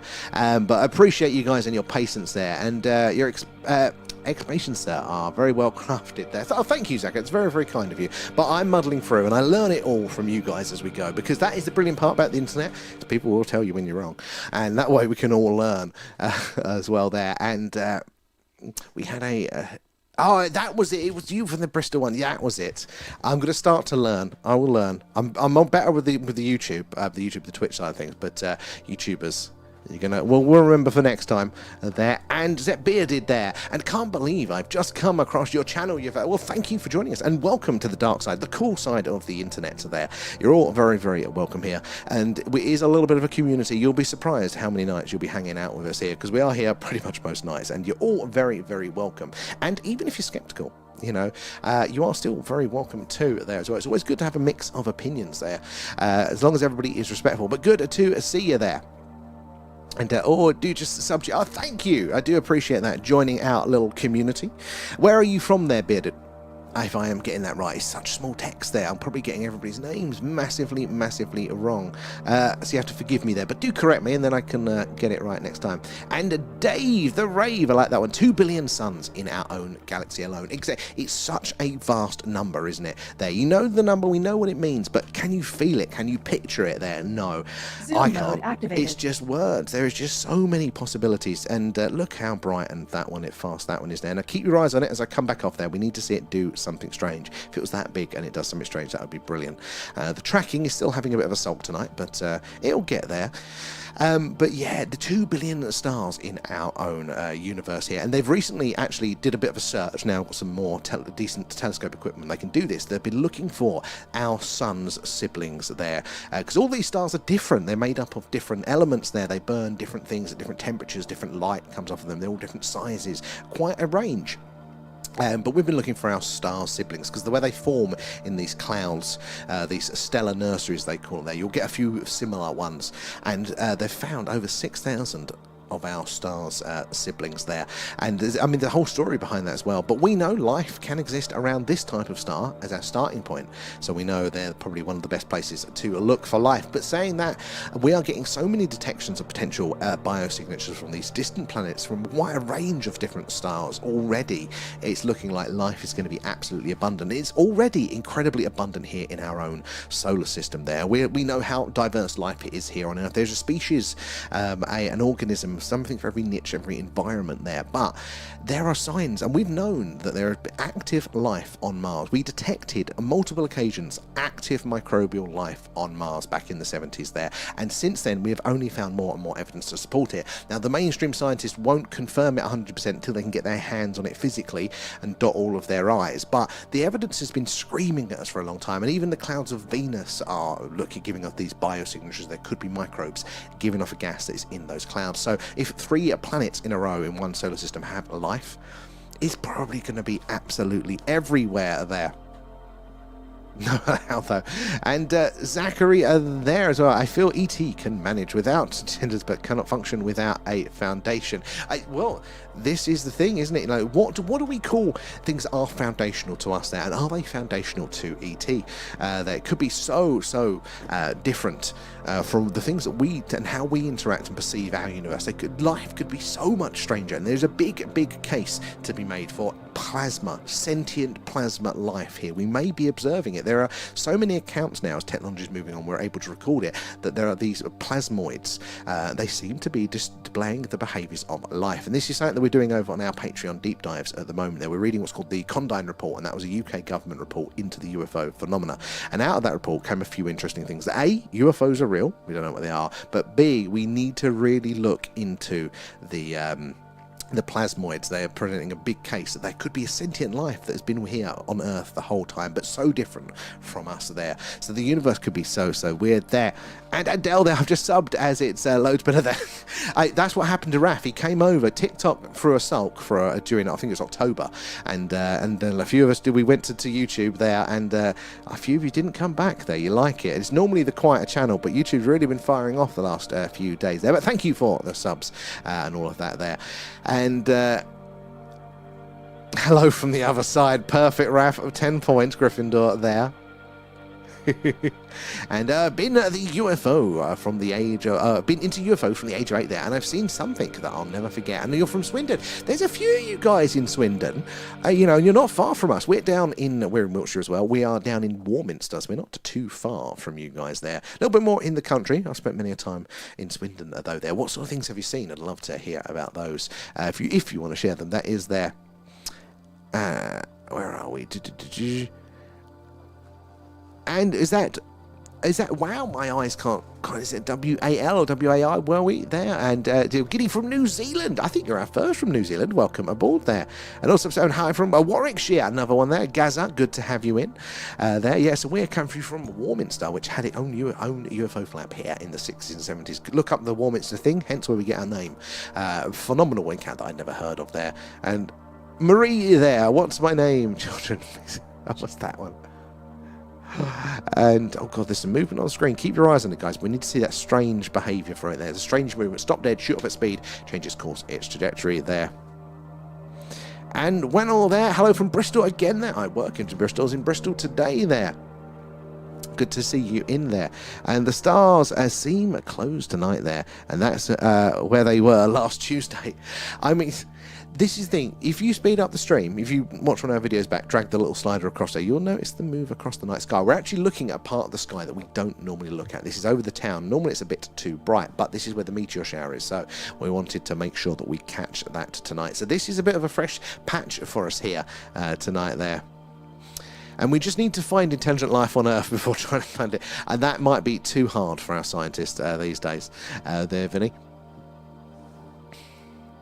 And all intelligent life is on this channel, exactly there. And Keza, how are you doing there? If you messed around and thrown out of class and detention at school in the 80s there, we were sent to a room to read and copy info on the galaxy there, and more interested in most of that. 100%, I would have been straight in that room. That just sounds a lot more fun. The missus used to work in a secondary school as a cover teacher a few years ago, so quite recently.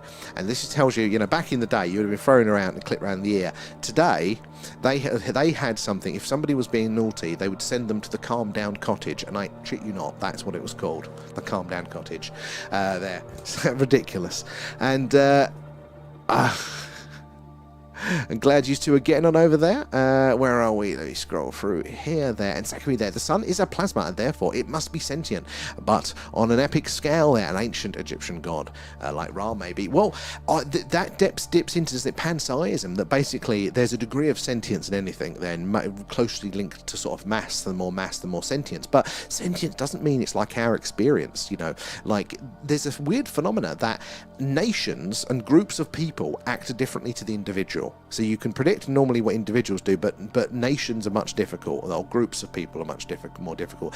And like us in our body, we've got all these cells, and we've got all these bacteriums. We are the amalgamation of all of these things. We feel as one. We are that reality sliced at this level. Maybe at those bigger scales, there is a different experience like that for there as well there. And right, let's quickly get back over to the tubers. Not tubers, the TikTokers. You guys have been waiting patiently there. Oh my god, I've been Agent X there. How you doing? Thank you for the gifts there. And 26 too, and your average as well. Good to see you in. Amy Lee, Carl, average again there. Thank you guys for the gifts. That's very, very kind of you. Appreciate that. It all goes back into the stream. Now I'm a few messages behind here, and TikTok has thankfully scrolled all the way to the bottom, so I don't know where I was. So give me a second, and I will catch up to see where I was in the chat here, so I can read all your messages. That is my favourite bit. Obviously, getting cool things on screen is good, but I like to hear all of your messages there. So it does take me a second going across a few chats, but you have to give me a second, but we will catch up with them. Oh my god, I'm really scrolling up here, so I'm going to have to just pick where I am now. Oh no, I got to the right part there. He saw it and it's flashing, then it disappeared there. And coming in with the shares there, Hermetic, and I'm obsessed with the strange structures on the moon. Yeah, and the Mars as well. There's some very interesting pictures now. We're getting all this high-res data. There is some strange shenanigans afoot there. Our linear understanding of human development, or even just the solar system and life as well, that linear is just no longer a good explanation. It's much more complicated than that, and we need to pull our fingers out and develop a more complicated model that accounts for all the variables that we do see and experience there. And Benjamin there, some life in the universe is in TikTok, only some of it there. And oh, did you see my new discovered sky tracker? No! Oh, no, Harker, no, I did see it. I saw the screenshot. I haven't been on the website, but I did see the big picture of it there. Shannon coming in with the shares. Kate as well there. I appreciate that, guys. It is the shares, the likes, the tapping away. It does help us reach more and more like-minded people like yourselves. But if you... oh, Thomas, if you're still in, I asked you the other day, what is your name? And then I can look at it. So you're going to have to stop coming in and complaining unless you let us know what it is so we can solve it. There. Right, but yeah, if you are just joining us, we are doing a live UFO UAP Skywatch tonight. We are searching for the strange and anomalous in the night skies, live from Wiltshire here in the UK, which is right in the heart of crop circle country and just down the road from Stonehenge. So a long history of the weird and wonderful in these night skies. So do pay attention, and we'll zoom in on this very, very strange stuff. There's lots of movement there. Most of it is going to be satellites, earthbound things like that, but not all of it. If you pay attention, that some of them will act strangely, and therefore they could be something much more anomalous there, and it does happen a few times a night there. And Stacey, and it's on the front more west of the way. I think I had my 18th birthday there. That is going back a few years now. Oh my God, it's going back 20 years. Jesus. Carl. Nom nom nom. Thank you for feeding Alan there. And how do they not crash into each other? Brilliant question. So what we're seeing at the minute is more like, it's like a 2D version of it. But really, lots of them, they're all at different heights, basically, off of the Earth, different altitudes. So when they look like they're going to crash, if you look sideways, they're actually at sort of different sort of altitudes. But there is a big fear that the more we put up there, the higher the risk of a crash is. And if one splats into 1,000 pieces, then that's 1,000 speeding bullets for those other ones in that orbit. And then that's another one that could be taken out. And they do worry about this this Kessler syndrome, like a snowball effect of danger. A good spot in there, Harko. And come fly with me. Is there a specific time of night most satellites are in the Earth shadow? Yeah. So basically, the longer after you get after dark, the more that Earth shadow comes round, and then the less of that light is there, the further out they have to be to then still be shining that light back. So it's quietening down a bit now. We're only getting a couple on the screen, where we did have like 9 or 10 on the screen at any one point earlier. So that is, we're getting just the further away ones really as that Earth shadow comes round. But what's really interesting is when it's fully round and we get a really big bright one come across the screen. They are rarer, but where's it getting that light from? You know, is it emitting light? Is it potentially a craft then?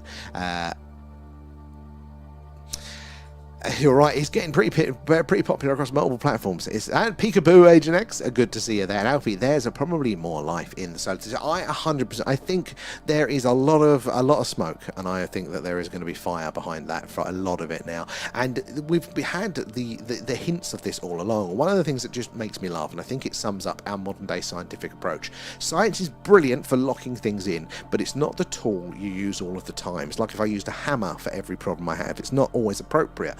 And this thing, like, it's only very, very recently, and I'm talking like, you know, single-digit years, that they're fully accepted that Mars had oxygen atmosphere, water, was very Earth-like. They've speculated it, but they wouldn't go too far with it there. And yeah, it turns out Mars is red because it had oxygen. That was what had oxygenized the iron in the soil, essentially rusted it, and that's why it's looked red to us for all of time. So the evidence has been there, and logic would have told you that, but science has only recently just confirmed it. You know, they're a bit late to the party there. And thank you for the super chat there as well. I do appreciate that, and it all goes back into the stream there, help us improve what we do there. And if you are new here this evening, welcome. We have a brilliant Discord. We do have a brilliant Discord, which AUP is, AUP and Harko, I think, are doing quite a lot of work there with all of the news and information, the latest details there. So do link in the bio for that. It's a very active community though, but lots of news on the latest UFO phenomena stuff there. Also your own personal accounts with the phenomena. We'd welcome you to put yours in there, images and videos too, or you can just read through. They're all quietly, or join us this Friday for our movie club there. Will Free Eye Atlas come back? So Hermetic by the Prozac, the mainstream explanation, no. And it hasn't done anything yet that could do it. But if it does come back, if it is a little bit stranger, if there is some element of control around it, then that is immediately incredibly anomalous there. But it's not expected to there. And Trippard there, did you hear JWST there? Detected both an atmosphere and liquid water on TRAPPIST-1. I was on TRAPPIST-1 there. I know. So James Webb has discovered so many interesting things there. So I didn't know it got that far yet. But it is James Webb that got the biosignatures, isn't isn't it? From no, it wasn't James Webb. It's Kepler, hence the name.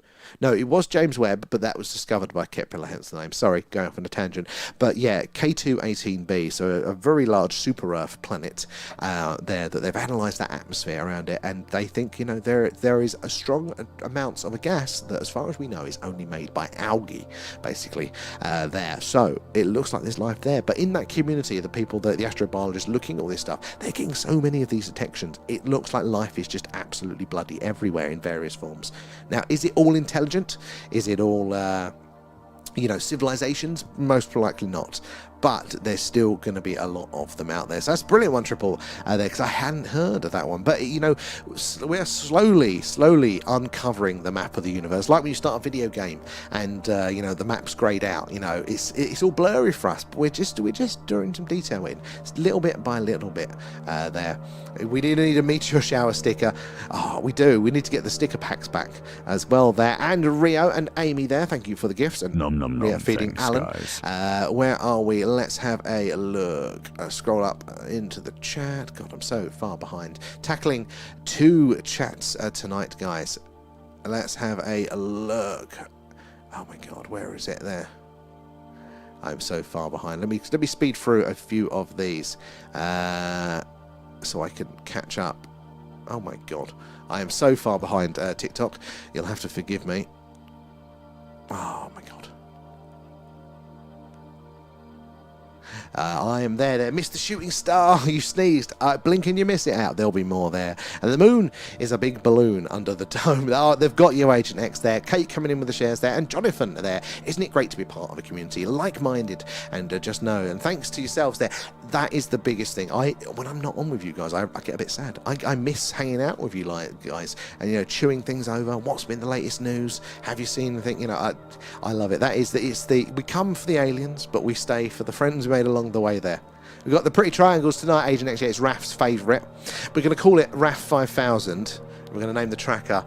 I'm actually going to do that. It's the RAF 5000 tracker now. Satellite tracker. And don't forget, if you have a passport. Oh my God, I forgot about the passports. I'm not going to be able to keep up with it there. It's a bit lazy. It's bad, Harko. We'll keep working on it there. And I think it's because the Earth's atmosphere extends out hundreds of thousands of kilometres there. Oh, what's that one? So it's very interesting, actually. I didn't realise this, but yeah, because that atmosphere obviously just gets thinner and thinner and thinner, but there is quite a grey area. They consider space, but like, you know, stuff can still rust up there. They have to consider that with satellites in the space station because the oxygen coming off, you know, it's crazy. Didn't even know that one. You think of space as a pretty much a vacuum, but it isn't as dense as vacuum, you know, as we first thought there. You're new here, Aiden X, of course. Pill the eyes. That is the images I'm getting there, Kate. There, and Mark the Plasterer, thank you for the shares there. I appreciate that, guys. It is the likes, the shares that happen where it helps us reach more and more like-minded people like yourselves. The more friends we make, the more people share their experiences, and the more we can all learn. There, and come follow me in Northern Ireland tonight. There's an annoying haze limiting the visual magnitudes there.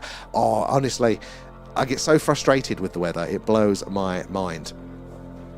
And Electron, thank you. Very, very generous of you there. I do appreciate that, sir. It's very, very kind of you there. But yeah, honestly, doing a Skywatch stream with British weather, bad idea. That's why we do the alien radio signal hunt. We did a lot of them over the winter there. The red one, you spotted the red one there. Good, spotting there, Lee as well. And it's a windy night in Kent there. So I don't think it's too bad for us here. As well there. I will get back over to tubes in a second. I've just got so much to catch up with on the tubes there. Until the aliens come down to Earth in front of us, no one is going to believe aliens are real. Thomas, and you're very much right there about that, because this is the thing, the mainstream media doesn't have a lot of that knowledge tree that we've spoken about before to know that it can exist. And like that, there's still a big part, even a lot of the scientific community, even though that the correct part of science now thinks life is going to be absolutely abundant, most of it's still in the 90s when they didn't know there were planets around these Zoom mode activated. around these other stars. Look how blue that one is. That isn't just a minty fresh blue. That's a real blue. Look, it's trying to track it. Hold on. Oh, has it gone? Oh, we missed that one. Looks like we're targeting them. Hold on, I'm going to get an angry ET. But that is the thing, we know, without that understanding, and we're starting to maybe get those bits, and this may be what is happening with disclosure. The NASA coming out and going, well, lads, we do think there was life on Mars now. Here's a little bit, and then that will be that they'll admit that there is life on Mars, and then the general public will know that life can exist off of the Earth. That's step one. And then we'll get that confirmation of K218b. I mean, those Cambridge scientists are pretty convinced. They'll confirm that and go, well, there is life in the distance, you know, and then it's much less of a step for the mainstream people to kind of take the experiences that a lot of you guys have had to more seriously. But at the minute, that's a big gap that we're asking them to jump if they haven't had that experience. But slowly, the more information we get, that gap gets smaller, and therefore maybe they can take a leap of faith there. And Amy, thank you for the roses. And if satellites don't exist, then where did I point 2,000 sky dishes to? I mean, you know, they just had you doing it to keep the agenda going, Agent X there. Good spine, Harko. And J-Car there. What do you think about the lizard men? So, this, long ago, have I put anything that I'd write anything of now? Like, the world is just so strange. And also, the things that I thought to be true and how I had such convictions in my belief, left or right, I'm so, like, I know nothing now. So I would never say anything's 100, but the lizards people, I've not done a lot of looking into it yet, so I don't have a lot of that supporting understanding to really be kind of deep down that rabbit hole. But I wouldn't be surprised if I looked that would make sense. Hold on. Take the shot. It looks like we're targeting them there, doesn't it? What is ET going to think? But yeah, I mean, I'm open to it, but I know about it I can understand it in sort of a theoretical sort of framework, but in a plausibility, I've not seen directly much evidence myself. I've seen lots of sort of casual reports, but I haven't got a good structure, if that makes sense, to kind of give it a lot of weight personally. But that doesn't mean that it's not out there. It's probably more a reflection that I haven't gone down those roads yet. And because I think, look, if we are going to get life out there, why not lizard people? And if one species is able to visit us, well, then that means the technology is possible, and it means probably many are and have visited us there. Did I miss any pirate treasure boxes? I don't think you did tonight, actually, there. And I don't know about the lizard men, but the ant men need to give me my magic resource printing device. That's going to be on your headstone, isn't it? It's a reference back to one of our deep dives and what was claiming to be a whistleblower leaking some information. We wasn't a fan of it there. And your average fanboy there, are those meteors going off now? So there we've had a couple of meteorites tonight, but most of those that we're seeing moving there, they're actually most likely going to be satellites, man-made satellites there. But what we're looking out for, the ones that act a little bit strange, the ones that stop dead, shoot off at speed, change their course or trajectory, something like that is going to tell us that actually what we're seeing cannot be a satellite. Now, to take it to the next step, is it ET waiting as it goes by? We don't have the technology to do that, but we can say, well, it's definitely bloody anomalous because planes can't do that, satellites can't do that, shooting stars, but we have to pay attention and enjoy the show that nature kind of puts on as we are waiting there. And Daniel as well, thank you for the follow. Good to have you in tonight. And like Daniel, guys, if you're not following us or subscribed, whichever it is for your platform, do make sure you do that. We're live pretty much every night. They're doing something like this. If it's a clear night or if it's a cloudy night, we get that big dish out and we listen for potential alien radio signals there and hang out and chat about the UFO stuff. We want you all on board for that. Do say hello. It's going to take me a few minutes to get through all of the chats and catch up, but I do want to read all of your messages there. Kate coming in with the shares, and average friend, but thank you for the follow. And Susie's in as well there. Good to see you, Susie. And the lasers make the stream look like the last Starfighter. It is a bit... oh, can you ask where? Thomas, go ahead for it. So can I ask... No, wait, no, I've done it. The lasers, yeah. So the lasers is our tracking software. Now, we're building this ourselves in-house, and that's why it's crap. But like a lot of these things, it's got to learn there. So it does use machine learning, and hopefully the more it gets correct, it learns how to identify the stars versus those moving dots. Because if you look, those dots, the ones that are moving versus the ones that aren't, the stars versus the satellites, they look pretty similar. It's just motion that's the difference. And it takes a lot for a computer to kind of tell the difference there, especially with the different brightnesses, the different sizes and speeds. So hopefully it's going to get more accurate the more we train it. Oh, there was a little shooting star on the screen there. Didn't pick up that one, so didn't get that false one. That's good. The idea is that it looks for motion, and then it follows that motion, and if it's been enough, it will put a target over the over the movement there, and then it will use where it's been to draw a straight line and then predict a straight line in front of it. And if it's a satellite, again, it's going to follow those straight lines. They're falling to Earth in a big circle there. So then it will follow it along, and if it follows the straight predicted path, then it's probably a satellite and it'll be green. And the idea is, though, it goes red if it stops dead, shoots off a speed, changes its direction. If it does something a satellite can't do, it's meant to go red so we can look. Because when these skies are alive during the summer, like it was earlier tonight, it is so difficult to see, to keep your eyes on all of them. So that's why we're training it. But as you can tell, it loses them, it gets them slightly wrong, but keep your eyes on the skies there. And why does everyone forget about Mercury? Good question. I mean, Mercury's an interesting one. One of my favorite theories around Mercury is that maybe that is the core, because it's quite a weird planet. It's very, very metal, mostly metal there. It's basically almost like an exposed planetary core. So they do think, the one person was putting this theory together, that the planet that hit the Earth, the proto-Earth in the early days there, and caused that to then create the moon. I think maybe the core just kept on going, basically, and got caught next to the sun in orbit there, and that's the core left over from that planet. And now we've got the moon because we merged with the surface material of that planet. And if it's an outer solar system planet, maybe that's where all the biological material came from, the Earth, because planets are meant to be quite rocky this close to the sun. They're not meant to have all the biologics that we here depend on for our for life to exist. So it's some interesting theories. It's a strange one, isn't it? But there as well. And Jonathan there, skeptics are welcome there, and your followers and yours will educate them, and they should know. I think this is the thing, skeptics are definitely welcome there, because for two reasons. A, obviously we think we've got something to share. We think, look guys, if you just look with an open mind, I think you'll be curious. Now, we can't claim to know 100%. Now, if you've had that direct experience, I can understand why people might feel quite passionately like 100% on these things, but realistically, most of us are just processing the information around us and coming to a conclusion there. So I can't say, I don't fully know what's going on. I know which way I lean, I know which way I believe, but I'm here, I see myself as here to facilitate the conversation there. And the skeptics can have that part in that conversation. If they come away not believing, then that's fine. But maybe they've got something interesting to add. Maybe there's something stupid that we're doing that's stopping us from getting really good data. And if they can come in, because look, sometimes your enemy is actually your best friend there, because they're the ones that are going to be so quick to point out the stupid things that you're doing. And if you listen and you take that on board, you can refine what you're doing there. So definitely everybody is welcome there. And I don't understand why they land on Mars and the poles on the supervolcanoes. Signs of life might be there. Well, their behaviour around Mars is always strange there. They were originally going to land in the Cydonia region, which is not only where they think that the ground zero for that nuke went off was, they've got those anomalous readings there, but also where all those structures seem to be in the photographs, the face on Mars. And then as soon as we got that picture of the face on Mars, no, we don't want to land there anymore.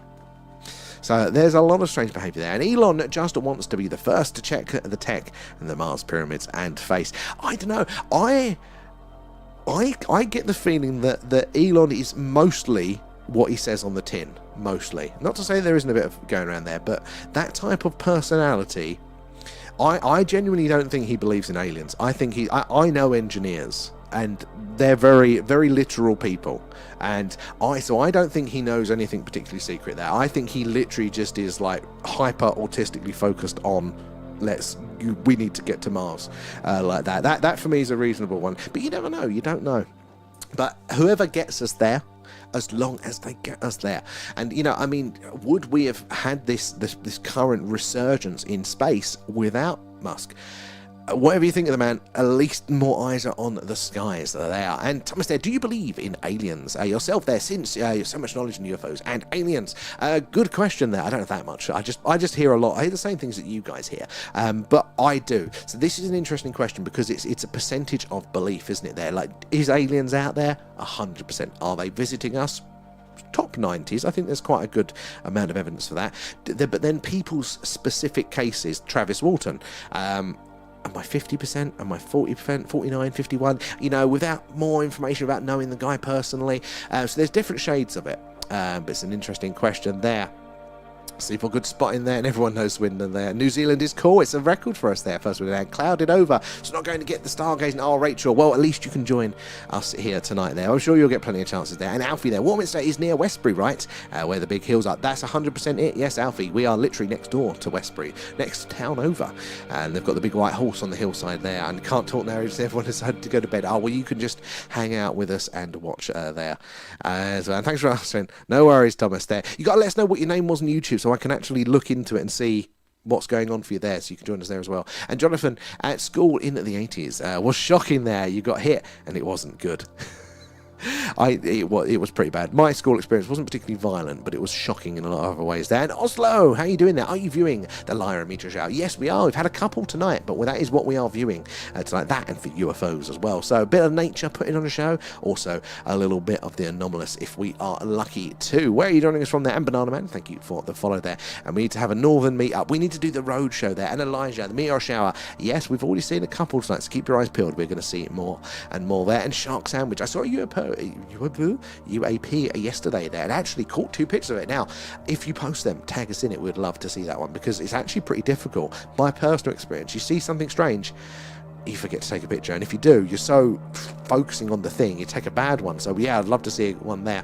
And Bearbuster there, could they get light from the moon? Oh, I mean, yeah, well, the moon is illuminated. You know, that reflection there, when you're on the surface, it's so bright on the surface, it kills your night vision, so you can't see that faint light from the stars. There's no stars in the sky there. And 777, how are you doing? Good to see you. Live near Stonehenge. Yeah, we're about 10-15 minutes away from Stonehenge, so not too far, but there's lots of those stones around here there. And Lula Bell and Harco coming in with the shares. Kate, Richie too are there. Richie, where are you joining us from tonight? It's good to have you in there. And do you have some frozen lines there? Yeah. And Drewski, Starling seems very interested in your part of the sky tonight. If you think, right, what we're looking at is, if you do that and point up to the night sky, that is about how much we're seeing. And then you think of how many, like earlier on in the stream, was in there. And that we're not seeing all of them. And that's all the time for every part of the night sky. And just think how many they want to put up there. If we're at 15, 16,000 now, think how many there's going to be when they're at 40,000 or more. There, Cara, we are hopefully going to catch the meteor shower. I've already caught a few of them, so hopefully we're going to see many, many more. If you hang around, you'll definitely see some there. And Belly as well. Thank you for the follow there. Good for the Amy. And you saw the last shooting star. Good. You got one eventually. You didn't sneeze that time there. Do you remember?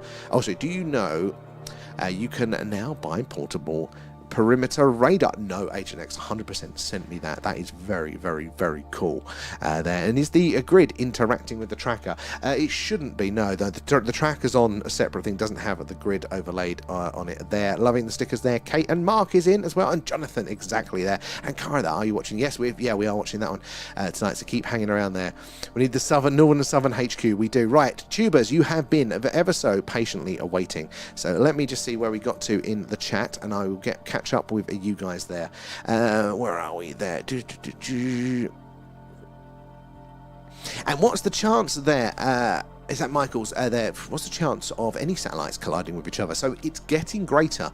It's not like immediately, but there are hundreds of movements with these satellites per day to adjust so they avoid debris or themselves. They think that we are 2 days away from disaster with that, and that means that if we lose contact with them for 2 days and we can't adjust those courses, then that will just be a knock-on effect that they can't get back from. So it could look dodgy, and if that happens, all that debris flying around up there, no satellites, we're very dependent on those now for our ways of modern life. But also it gets you just can't launch anything into space, you can't bring anything back down. It's crazy if that does happen, so you have to be careful there. Hydration Miner, thank you there out there, and there is a chance that it would be a disaster, as the debris would be like a domino effect, and then it would, and it's how long would a low Earth orbit and space basically be closed off to us? Some people think 10 years, some people think 100 years there as well. And the Baseman there, if you ever decide to do a live in-person Skywatch there, let me know, please. That would be nice, that we could all go for a curry. Hey, we are actually planning on doing something. I haven't figured out exactly what yet, because you'll be surprised, even though this is a bit of just a casual live stream, there are so many legal and boring red tape requirements that we have to make sure we abide by if we're doing a live Skywatch. But we do want to arrange something for the summer to do a little bit of meet up for Alan's birthday. So at some point, if you're around, you'll hear about it. Definitely be on the Discord. So guys, if you want to join a Discord for various reasons, all the cool things are on there, plus the updates there, links in the bios for those there. So it's broadcasting on multiple platforms, so thank you for the reminder about them. Yeah, 100%. We're across 3 at the minute, so I have to bounce between the chats, so it's going to take me a while. But thank you for being patient. I do want to read your messages. It just takes me a minute to get there. So my favourite part is hearing about all of your accounts with the phenomena. Oops, some lasers going across there. And what's that one? Because Umwelt there, one of the few things I remember learning about, in the detention room there, a very interesting word explaining how each species has a unique level of life experience and understanding. You know what? I don't know about that. You got to tell us more on that one, yeah. But I think, yeah, those layers, you know, they say if you could speak to a shark, you wouldn't have anything to say. Because again, how we experience the world, it's like, you know, as the weather, it's not going to be concerned about the weather. It's out in all things, unless it's not particularly bad. You know, it's out. So much of it is, you know, is our language, our concepts for things there as well. And as Marie says there, as Ayup says there, like and subscribe, I do appreciate that. And thank you for the super chat there as well. Appreciate that. It all goes back into stream there, helping us improve what we're doing there. Adam coming in with the gifts as well, and Bella as well there. Is that Bell or Bell E there? Bell I. There. So my eyes are awful tonight, but thank you for the gifts. It's very, very kind. And did they find bones on Mars? Some people think they do. The images that they're seeing on Mars and the moon, like, they're in that grey area. You go, that really bloody doesn't look natural. But without being there, I couldn't say 100%. But there's so many anomalous stuff up there. Like, you go, what the hell is going on there? You make something called alien cook, just smoking something called alien cookies. I mean, that sounds like a party there. Love our green family. Up, that's 100% now. We are so lucky. Well, I'm definitely lucky to hang out with you all night. There we go. There's a shooting star. There we go. That was a cool one. Now, last night we got a perfect one right down the middle of the screen. Absolutely stunning. Bright green. Saw the nucleus, the tail. Absolutely stunning. Let's keep your eyes peeled. It's going to be loads tonight there. And Vinny, thank you again for this. This is the best channel on YouTube there, and everyone that makes it. So thank you, Vinny. And I couldn't have said it better myself, like about everyone there. Absolutely amazing. It's very, very kind. And also the super chat there is very, very kind as well there. Absolute star as always there. And how you doing, Nathan, as well? Sorry, it's taken me so long to get around to there. And a Baseman, the star in the centre of D3, was that moving and then stopped there? It's so hard to tell, isn't it? Did anybody else catch that? Because sometimes I'll be wait a minute, did that out in the corner? But without tracking each individual one, you can't know for sure. But that's why hopefully we're going to be doing the tracker that's going to be able to detect those movements more accurately when it pulls its finger out. But what the hell was that laser shooting across the screen there? But when it's more accurate there, we can hopefully catch those micro movements out of it there. It's a good question there. And Nathan, caught anything? So yeah, we've had a few tonight. We've had a few interesting colours. We had the anomalous stationary flashing. I feel like there was something else that was a big deal earlier on in the stream as well, but I can't think for the life of me what it was there. Can anybody remember what that was? Not that I'm going to get drowned to that message. I'm going to forget what it was.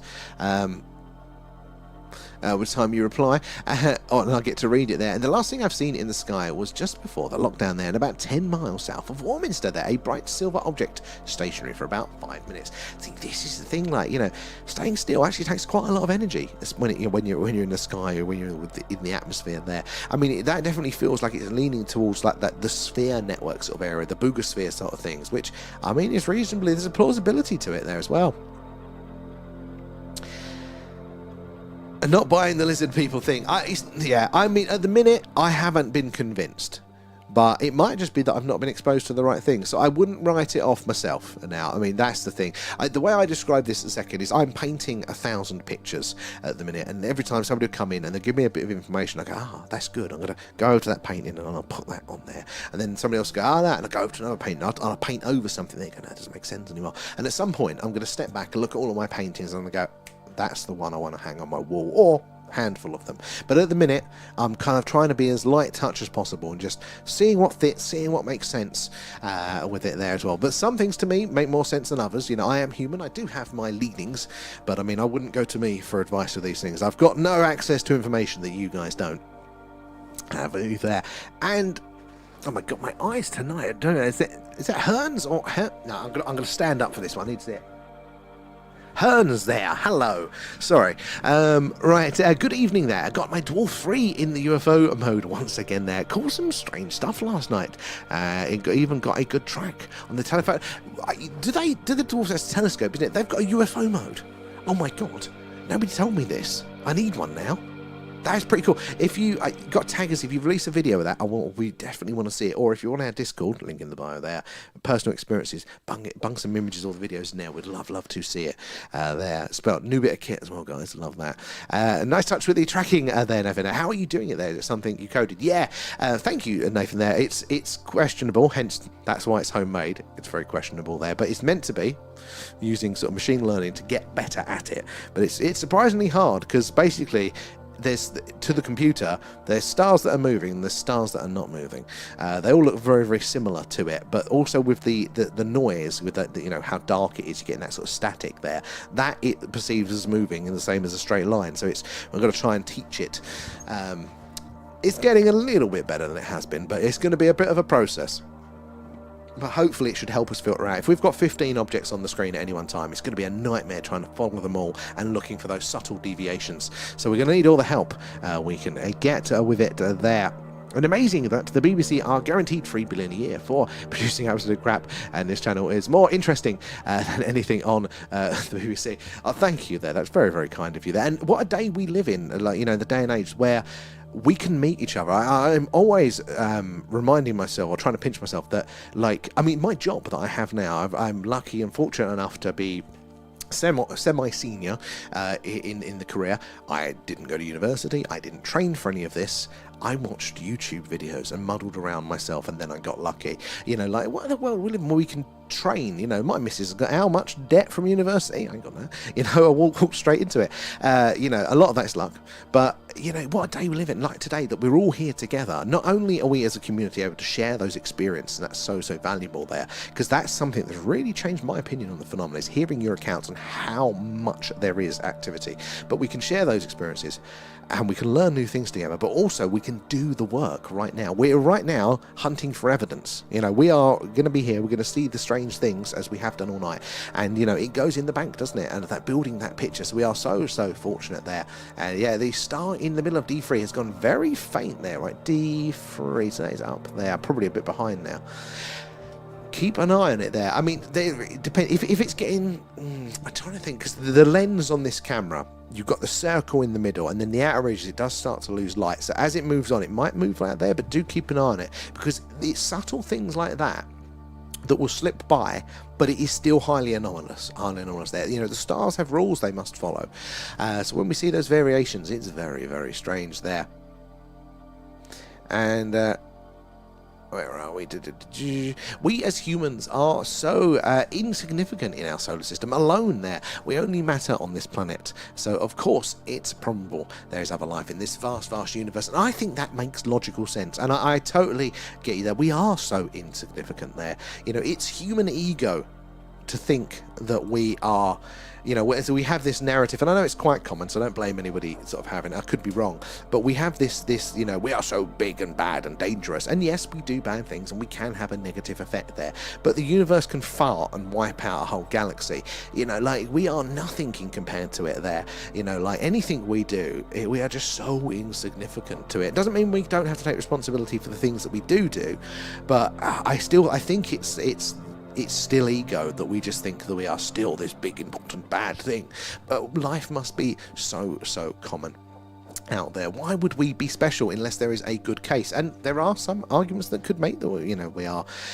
There are arguments to be made that we are special. But I need to see a bit more evidence before I would lean that way. I think any more. And hydration mind, I do need to keep up on that there. And Musk went from being a person wanting to save humanity by colonizing Mars there to a wannabe politician to the Twitter X to silence their total. Fruit and nuts, 100%. They say, don't they, genius and madness are very close together. And psychologically speaking, that is basically the same. The only difference is whatever it is that the connections you're making, are they useful to society or not? That's the difference there. So, between genius and mad, they are basically the same thing. But if it gets me to Mars, then I am on board with that there.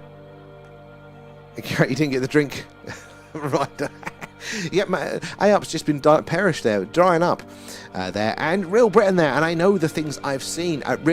See, this is it. We know when you have that experience there, you know it deep in your gut. And a lot of the time, we are lacking the vocabulary to describe it. And I'm thinking personally, I had a great visual sighting, and I've told you 1,000 times, but all I've got to describe it is it was strange. It was lights, it was moving like this, it was moving like that, and it was straight. It does not do it justice, does not reflect the feeling, my gut telling me that there's something weird about that is different, that is strange. So 100% like that. If you want to share it, Real Britain, would love to hear that one as well there. And there are several C5 groups out there. Specifically now, we are getting back to the summer and the better weather there. The Facebook has a few groups. It's just so much on my list to give a go. But I think maybe I'm a bit nervous, actually, because you know, be careful what you wish for there. And we as people are just walking around, our heads are firmly fixed to the ground there, and we don't see, it can't be real, and we don't touch and we don't feel. Like, honestly, that is so true. And they say that psychologically, the human race, since the post-industrial revolution, their smog, light pollution, we are so disconnected from the sky, from our place in the universe, that we now look down because of that. And it's those things that you go, oh, come on, we're just looking down. What effect is that going to have? But it's things like that are actually so fundamental to like how you perceive your environment, the world, what you notice. It's no coincidence, is it, that if there is something in the sky that causes people to look up, people will start to see more strangeness. It's because we don't look up that we don't see it there. And Mark Stevenson there, has there been sightings there? Yes, there is many sightings. So we've had a couple of weird ones already, and we've had some good meteorites, so hang around, you'll see them soon. Where are you joining us from, Mark, there? Yeah, it has UFO track mode, which it will lock on and track any object there, and the AI will also filter out the planes. So yeah, so that is actually really good. I did not know that, and I 100% now have something on my Christmas list. Damn it. I'm gonna... That sounds like such a cool toy. Does it? I assume it has like a HDMI out. Must have, mustn't it? That's going to be... Oh, damn it, guys. We need one of them. Oh, my God, I'm looking at the price of the Dual 3 there. My rifle scope costs more than that. Now I want one. How much is it, mister? How is it there? Not that I've got any penny. I need to replace this camera. It keeps playing up. Can't tell you that going on stream and it going, no, I'm broken. And I'm running upstairs and downstairs. That's why I'm always out of breath when I start the stream. There. Right, gonna quick pop back over to the TikToks there. Where are we in the well done, Kate there. Andrewski there has to be at least double that, I'd say, 30 to 40,000 satellites there. And the dead ones, oh, it's always the dead ones. I mean, I think there would be more with the dead ones, but like since SpaceX, most of the ones that are up there now are Starlink. It was so expensive and so cumbersome to get them up to orbit that even including the dead ones, there's probably just not a lot, compared to how many there are now. Since SpaceX have got that reusability up there, they're launching rockets like every 3 days, whereas before it was months in between it. Like, they do 95% of mass to orbit. It's crazy. So I think a lot of it's that, but they want to put them up now, don't they? Is it 40 was the initial? Now, did somebody say 100,000 now? They want to do data centers up there? It's crazy. Now breathe and take a drink. I have time for neither, Kate. Only the weak breathe. Where are we? Kaz as well there. Thank you for the follow. Good to have you in. And Belly as well. Thank you for the shares. I said it is those likes, the shares, guys, tapping away. It does help us reach more and more like-minded people like yourself there. Belly, excellent. All right, that's it. Belly now. I will remember that one. And how you doing, Adam, as well there? And Blake as well, thank you for the follow. Where are you guys joining us from tonight? If you're new here, say hello. Let us know where you're watching from if you want to. If you've had an experience, we'd love to hear about that as well whilst you're waiting for the action to appear on screen. But we're coming to you live tonight from Wiltshire in the UK, which is right in the heart of Crop Circle country and just down the road from Stonehenge. So a very strange, ancient and mysterious landscape here. A long history in the weird and wonderful. We had a very active earlier part of the stream, but now it's quieting down a little bit as the sun has gone around a touch. But it does not mean that the activity has fully stopped. We're still seeing a lot of shooting stars. I might bring us round in a bit there. Oh, flash in B2 there, Carl. Right, B2. I've got to look at my grid. It's that part. Let's see if we can see that again, because flashing from the same place can be very anomalous there. And Singing Taxi Driver, you spotted it as well. I haven't seen it yet, but that is the question. Things up there, satellites can flash. If it's a one-off, that's normally a satellite just catching the sun as it's arcing around. But we saw this at the beginning of the stream as well. Not in this part of the sky, but something that is stationary up there long enough to flash back over a couple of seconds, a couple of minutes, or a couple of hours, as we've seen, that requires a hell of a lot of energy. That is incredibly strange. Everything up there should be moving, should be falling to earth, essentially, in a big circle. So lots of strangeness there. And Josh is in. How you doing there? And Singing Taxi Driver, this is live. Yeah, this is live camera 10 metres in front of me, above my house there. Long HDMI leader there. Oh, we have got some movement down that side there, so keep having a look there. We need to see it do something strange, though. Thomas coming in with the shares there. Adam, too, there. And meteor shower this week. Yeah, we've seen a few tonight, and it should, I'm hoping, this part of the sky. I might move it along a bit. I need to check my alignment there. But yes, we've seen a few, so hopefully we can see a few more. We caught a cracking one yesterday there. And was it a really blue one? It might have been Beer Buster. There was one that was proper blue, wasn't it? Absolutely stunning there. And where are you reading the comments from? So we're on TikTok, we're on YouTube, and we're on Twitch. Nobody's on Twitch, but hey, if you're doing 2, you might as well do 3 there. So we'll bounce between the different chats as we go. One gets behind, and then I read through that one, and then we go over to the other one there. Yes, I am there. And have you seen the Black Hole documentary on Netflix? It's really interesting. I haven't actually, but black holes are fascinating there. I mean, the mathematics that describes the singularity, which is the dead center of a black hole, to the the event horizon there, the mass that describes that space is the same as from the edge, the event horizon, to the rest of the galaxy there. And what is what's the other side of a Big Bang? Black hole sucks everything down to an infinite point, and the Big Bang blows everything out there. There's lots of correlations there like that science are going, look, we don't know. That might be that we could be, within a black hole. It could be how universes are really created there. Very, very interesting there. And and seeing a taxi driver there, what's the green lines that keep appearing? So that is our rudimentary tracker there. So we're trying to get machine learning here. Oh. Zoom mode activated. Let's try and get it on screen here to track these objects. So it's a bit quieter now in the evening, but sometimes there's 14, 15 or more of these objects on screen, various speeds and brightnesses. And what we're doing is we need to watch these, and if they follow a straight line like this one is doing at a consistent speed, there is probably a satellite. Oh, look, there's my menu. Let's get away from that one. But yeah, it's probably a man-made satellite up there, or at least we can't tell there is anything other than that. So what we need to do is, we need to track these ones, and we need to filter out the satellites like this, tracking along here, and we need to then just be paying our attention to the ones that are doing strange things, that are stopping dead, shooting off its speed, changing its course, its trajectory. Anything like that will tell us, well, satellites just can't do that. Basically, it breaks physics to a certain degree. So yeah, if we see any of that and we go, immediately that is interesting. And this is what's meant to happen: is it identifies the movement on screen, gives it a little target, and then it plots the course that it has been on, and then uses that straight line to predict a straight line in front of it. And as I said, satellites falling to Earth in a big circle, a straight line, consistent speed there. So it will follow it along the predicted path, and it will be green, as you can see there. Now, if the object varies from that, it stops dead, does a right angle, interstellar handbrake turn, then it should go red, therefore highlighting to us that pay attention to this one out of all of the movement on screen, because it could be anomalous. But it is very much learning, and it is very much janky because I'm building it in the few hours I get after work and before the stream. So it's very much a bit of a work in progress, but we have to do it whilst it's on stream because that's the only time that we can. But when it works, it's good there. But yeah, it looks a little bit like Star Wars. So it's a good question there, Singing Taxi Driver, and it's the new AI tracker there, so we are trying to train it as well there.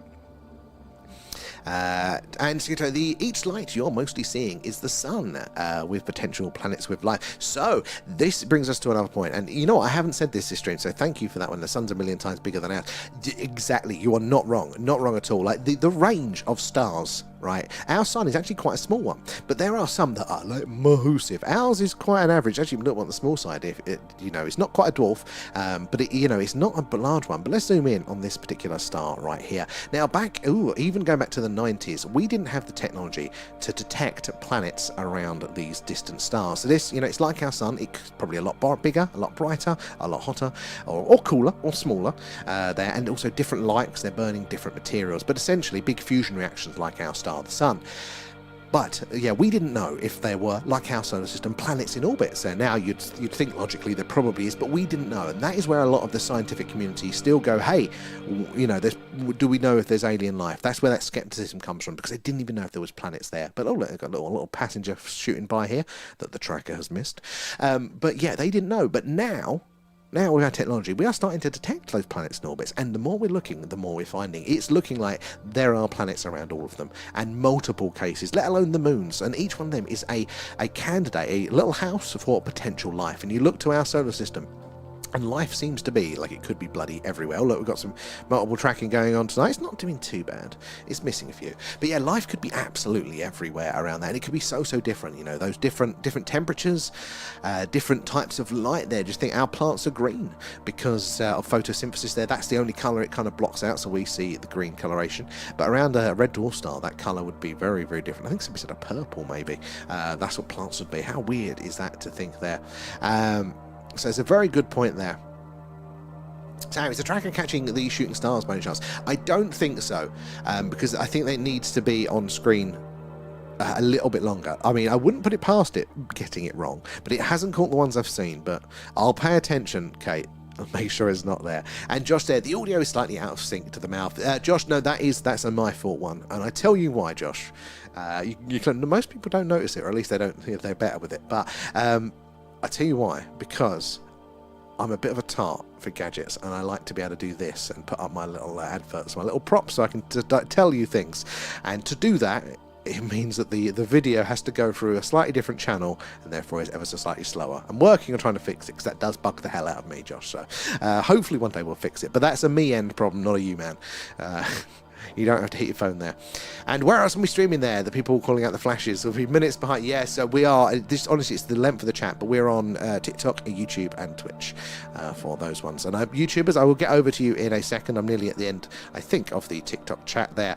And it's great. It's about them discovering and picturing the M87 black hole. They're definitely going towards. Again, I do love a good black hole. I heard a really interesting story. Not story, it is a paper. Again, another theory coming out that we've got black holes totally wrong. And totally bad summation of the paper, but they were black disc mirrors by the maths of this particular scientist. Again, I have no idea how good this scientist is, but I thought it was really interesting that, you know, so much of what we take for granted, the Big Bang, for example, they're black holes, that's what science is running with. That's his favourite theory at the moment, but they're still guesses to some degree. The confidence in these things, a lot of these theories are quite new there. And Zero as well, thank you for the follow, good to have you in. Where are you joining us from there? Blake and Harko, thank you for the shares there. Oh, good night, Brad, thank you for being with us tonight as always. Hopefully we'll see you later on in the week there. We'll be on tomorrow as well, Brad, so hopefully it's going to be a clear sky as well then for another Skywatch there. And think number 11, David Wilcock, has been found. Oh my god, he did TV show H&A. They're getting too obvious. We said this last night, didn't we? That they will push it to a breaking point. That's the thing. They'll push it to failure, and the house of cards will all come crumbling down there. Oh no, Josh, no, don't be sorry. That's on me. I find it funny, actually. You've got an eagle eye. You've noticed it. And we still need to get your backwards clock. Yes, we do need the backwards clock, Kate, because this is round the other way, but at least I can point without having to think there. But you see my lovely artwork as well there from Kate, everybody there, and that's the mirror from Simon. Speaking of Simon, I need to check in with Simon. Hope he's all right there. So we can timestamp? Yes, that was such a simple idea. Put a clock on screen there. Good one there. And Pure, go there. Any ships floating about tonight? We've had a couple of anomalies, but we haven't had the Eureka, but it has been stunning. We did have a really good coloration earlier. Anyway, let's quickly pop back over to the tubes and see where we got up to in your chat there. Where are we? Over on there. And Hermes there as well there. Yeah, it's the UFO track mode. Oh no, I've done that one. Yeah, but that, I do really wrong there. Oh, 459 there for the Dwarf 3. My scope costs, yeah, that's an expensive hobby there. I mean, that is a nice toy, guys. I really would like that. It's going to be a while before we can afford it, but that would be nice. I'm going to have to look online and see what that mode's like, because that does sound a UFO mode on a telescope. My god, that'd make my job a lot easier there. And Roland, how are you doing? Where are you joining us from tonight? And apparently, was it 130,000 there satellite, or 13,000? I can't see it in my eyes there. Is that 1, 2, 3? Yeah, 13,000. Yeah, 13,000 in low Earth orbit there, Nathan. Thank you for checking out. Because I thought it was like 14.5 when we checked, and it was like this time last year. It's like March last year, I think that was starting. And then I know they've been launching since, so it's a bit of an estimate. But that's, you know, if you think of how big those satellites are, most of them are a couple of meters, because most of them are Starlink, and again, they're only a few meters and they're quite flat. And we're still seeing all the activity that we are still seeing here tonight there as well there. And Michael there, and watching from Warrington. Good to have you in. How are your skies tonight there? And the wireless connection via Wi-Fi, Bluetooth, and the dwarfs are built-in hotspot. Oh, my God, I wouldn't have to. I've got a bloody long HDMI lead hanging out my window, running down the garden. Oh, that does sound like a nice bit of kit, doesn't it, guys? There. Oh, Raf, you're off. Thank you, Raf, as always, for joining us, and I hope you enjoyed the Raf 5000 now tracking device there. And Terence there, the Big Bang followed by the Big Crunch, and then it repeats itself. Well, that is one of the theories. Is it a cyclical event here? Does it keep repeating? Old Penrose theorizes that yes, it does probably keep repeating. And maybe you could leave a message for future civilizations, and maybe there was one in the previous universe left by us in the cosmic microwave background. We talk about the cosmic microwave background because that's what we hear a lot of when we're doing our radio signal hunting. They haven't found a message yet, but they are looking for it there. Oh, no HDMI there, an app which can be mirrored via the phone to that is possible. I don't know. I like my hardwired stuff, or at least a direct connection. I'd have to play with it. I'd have to play a bit there. Don't be sorry. That's all good. And Terence there as well. Pretty cool that the Wi-Fi telescope, digital experience there, 1080p really, a full video recording for the telescope, and the via your home Wi-Fi into the computer screen. Now that does work very well. So straight into the computer, that is very easy for us. I like that. I was very tempted recently on eBay. There was a because we want to get an infrared camera as well. The phenomena what we're doing tonight is the visible light spectrum. So we're seeing what the human eye can see. We're just seeing a lot more light, more than the human eye can see, but it's the same color range basically, the same spectrum. But at the low end you've got the infrared, and the high end you've got the ultraviolet. And the infrared especially is meant to be really, really busy for the phenomena. Lots of activity in that bit apparently. So we've been looking for an infrared option now, and I've got a cheap one. I haven't got a lead for it yet, but I saw it was an infrared pan tilt battleship camera. It had come off of a warship, and I'm like, I really wanted that. It was on eBay, and I thought, I could sit here with a big remote control like that, you know, and all weather, guys. It wouldn't matter. We'd be all weather, all conditions. We'll be UFO hunting. I thought that looked pretty cool, but damn budgets are there. And Roland there, how are you called it? So we should be at the Thing UFO, or just the Thing UFO on all platforms. We should be. Let me check. It should say on here. Yes, the Thing UFO. That should find you over there. That is the quietest one there. So if you want quiet, guys, if you were enjoying the quiet of YouTube that's now picked up, then you have to go over to the Twitch for that one there. Right, back over to the Twitch there. Not to the Twitch, no, the TikTok there. Pure go there. Any ships floating about? Yes, that's it. Oh, you need a good spot outside the base, man. We do. I used to drive. I used to love driving. Damn current neurological conditions. I'm not allowed to drive, and haven't for a good few years now. Very frustrating because, oh my good guys, if I was driving again, we would 100% have our own Ecto 1, and I'd be driving around all of the places. You know, I have radar strapped to the roof and everything like that. There. Oh, how you doing there, Kat? You made it over there? over to the Twitch. It's probably the easiest way to get spotted, actually, because it's so quiet. I can notice those messages coming up easier. God, yeah, we'd have to show Agent X. We'd have you in the back seat. Actually, no, Agent X. You've got to have the middle seat. You know, like on a work van, you've always got like the weird middle seat. Well, that's it. Even if it's just the two of us, you've got to have the middle seat there. Alan gets the end. There, and where are we? David Walker served as director of the advanced technologies there, and he committed. Oh my God, yeah, did he? That is crazy. That is. I'm listening right now to, or just before I came on the stream, to the new Jesse Michaels when he was talking about all this. I was hoping to get a bit more information on it, but I only got like half an hour in there. And have you seen any of this, Stevie? Yes, we've had quite an active one tonight. Look, we've got a little bit over here. Look, it's so far it is very normal, but Zoom mode activated. Let's have a look at this one here. Oh, where's it gone? Oh, the target's left it, but there you go. It's moving ever so slightly there. It's been quite a busy night tonight.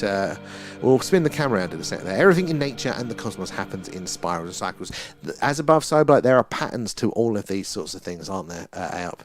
There, my username there. Hi, thanks for letting me in the Discord there. I'm so happy to be a part of it. Amazing. We're happy to have you. Very much my username there. I'm glad that you're coming aboard there as well. Remember, we're going to have our movie night if you're about this Friday night. And it's 9 p.m. UK time. We're watching Paul. I think if you're in the UK, is it on Amazon or is it on Netflix? That you go. So we have to watch it separately. We'll press play at the same time. No, it's 10 p.m, isn't it? Sorry, UK time. Press play at the same time. Watch it and chat along in the Discord together. And it gets pretty unhinged. Excuse me. But you're all welcome to join us for that one. I have not double booked myself. I'm hoping Paul is no longer than 2 hours because I've actually booked in, if I've got my time conversions right, for midnight on Friday, this Friday. I'm doing an interview. It's the Unidentified Flying Project, I think. It's going to be on Twitch. Be a live podcasting interview there. So if you're about for that one, you can join us for that one there. And Janie, where is Alan these days? He's starving away, but he's here. Oh, he's grumpy. There he says hello though. 11 or possibly 12 there. Oh my god, he might 12 maybe if he's today, I think. And Josh, have you ever been to a planetarium? Once when I was a child. And Reese, there was somebody actually last summer that was it's Roland over there on the I did wonder with the different names on the Twitch. But yeah, somebody in our chat went to Winchester, that's the one. Winchester, they've got a planetarium, and apparently they were doing music with the stars, and it was like a Pink Floyd's Dark Side of the Moon to the planetarium, and I'm like, oh man, I want to go to that. Then I looked at how far Windsor was on the train, and rural trains are crap, so I haven't been yet. But can you imagine Dark Side of the Moon, full-on planetarium experience there? And Tom All there as well, thank you for the follow. Where are you joining us from tonight there?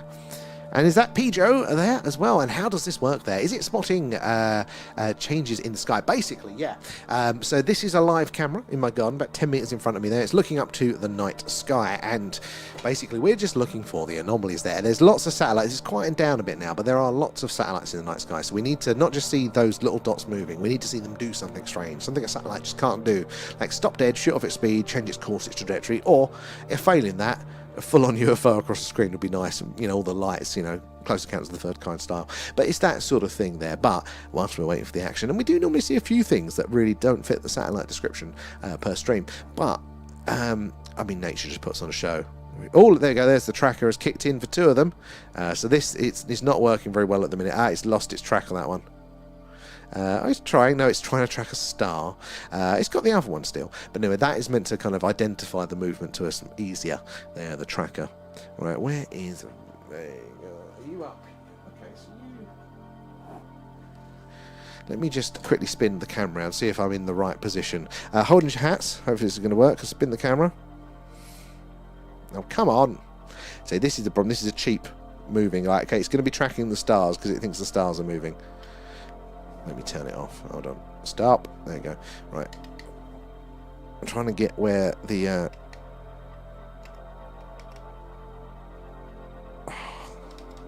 It loses its connection. That's another thing we need to upgrade, guys.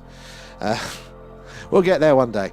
But yeah, so this should be closer to the meteor shower bit now because it's moved around a bit there. And Tom, they're looking forward to these UFO files being released. 100%. We're going to be disappointed, but it doesn't mean it's not the start of a process. Just like the current Epstein files, like they fobbed us off first, didn't they? Oh, look, there's 2 passing themselves there. They fobbed us off, but then they gave us a lot more. It's still not the full things, but any movement in this area, I think it's going to be Eureka. So I second that on Tom there. Yeah, we sure can. That exactly username. I'd love to see you there for the old movie club, and maybe that's what I saw rather than you interviewing someone. Maybe. It is on my list. It's just a skill that I'll need practice with.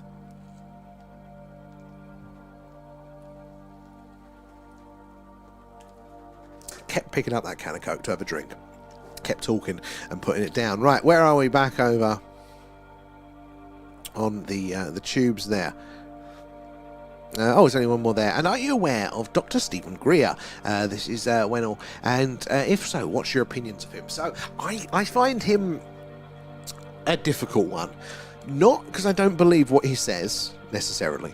But as he's quite difficult to listen to. He seems very... he seems quite egotastic.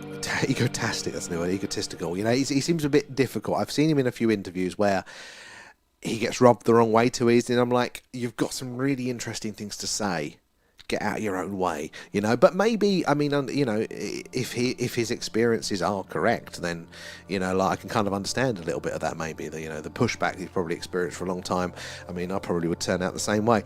But yeah, he gets it, I think, in his way of himself a little bit. I'm not as fully on board.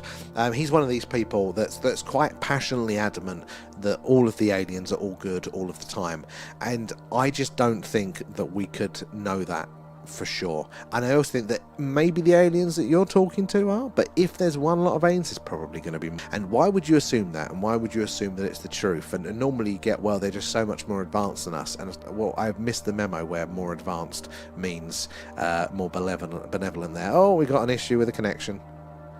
Hold on, guys, it'll clear it. It'll sort itself. Oh, for fuck's sake. Hopefully you tubers there. Is it back? Is it back? Internet's having a sulk. Sorry, guys.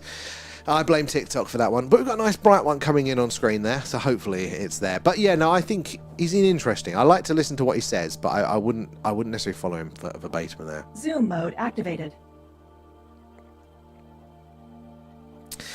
It's following it better. Remember the last time we had the tracker on, it was most of the time it was off. This one, there's a few that are off, but actually most of them are pretty good at tracking the actual, if it gets it.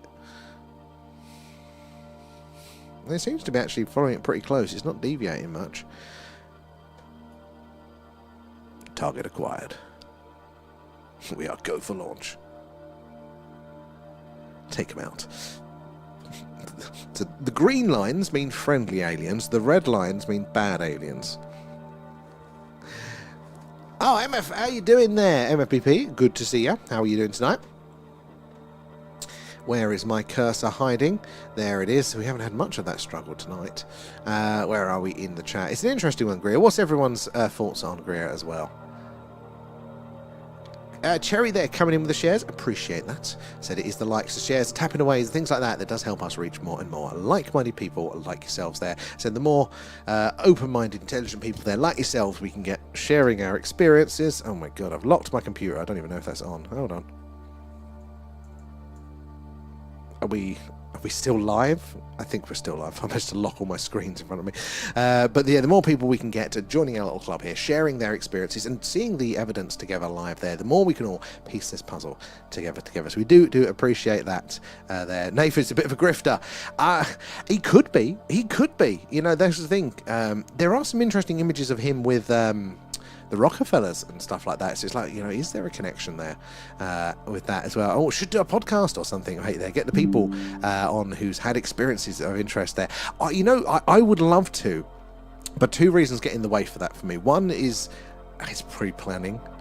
And I'm a nightmare for it. I'm so disorganised during the day. I've got so little time.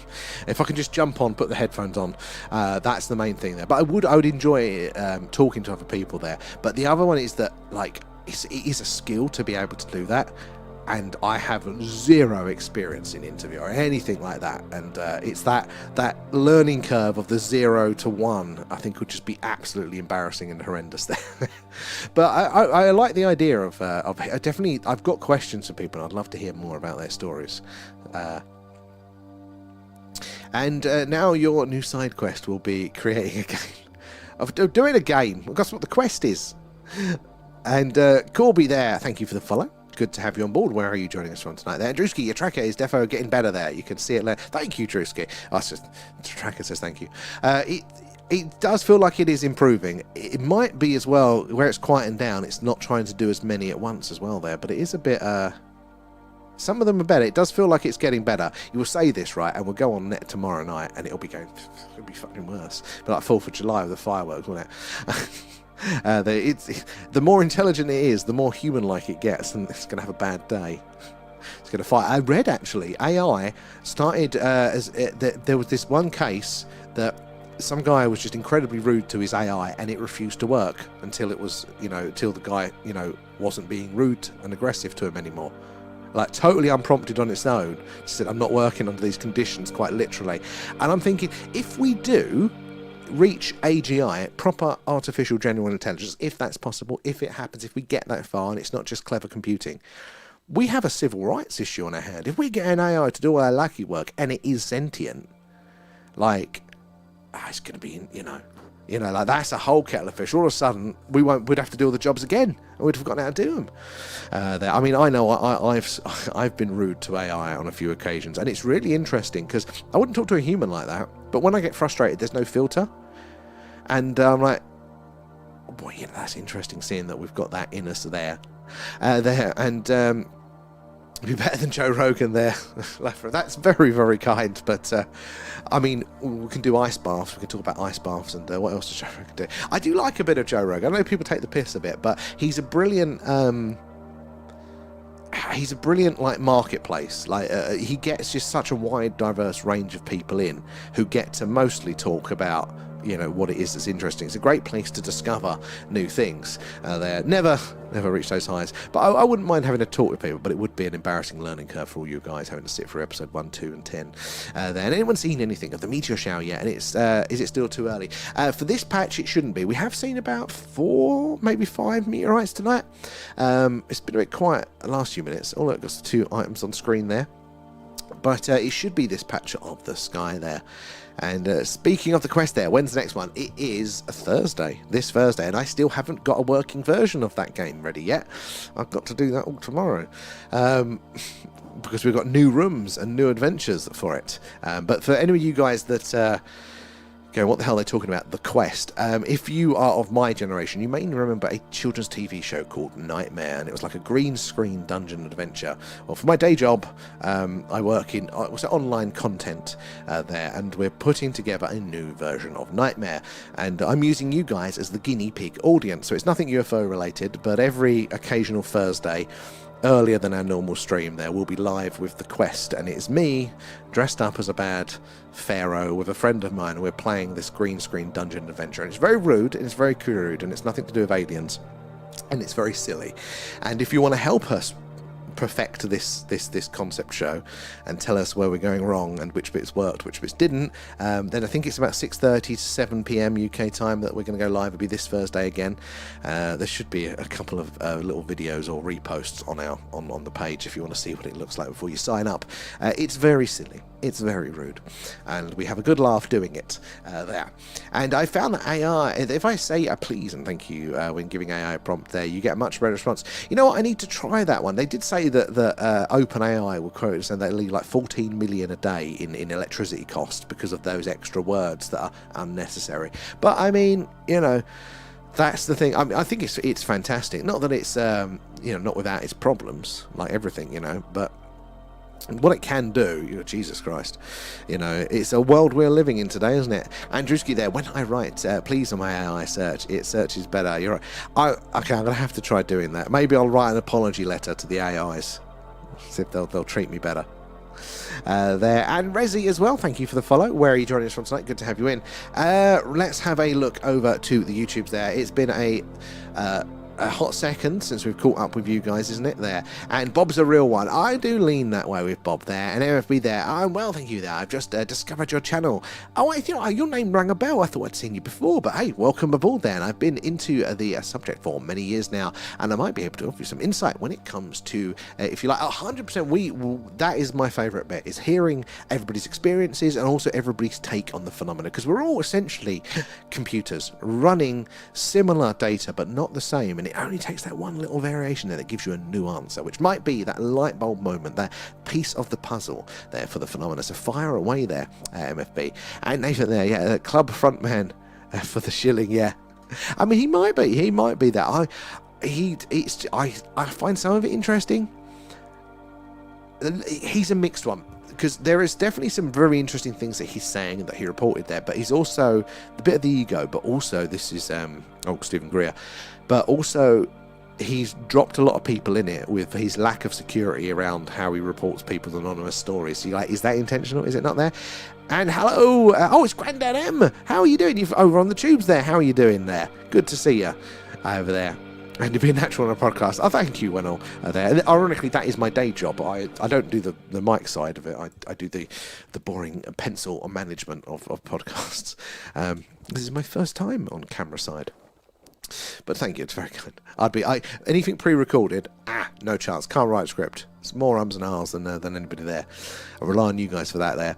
And how long have you been into the subject there? And you're doing great. Thank you. It's very, very kind. And everyone says the internet is a horrible place for horrible people.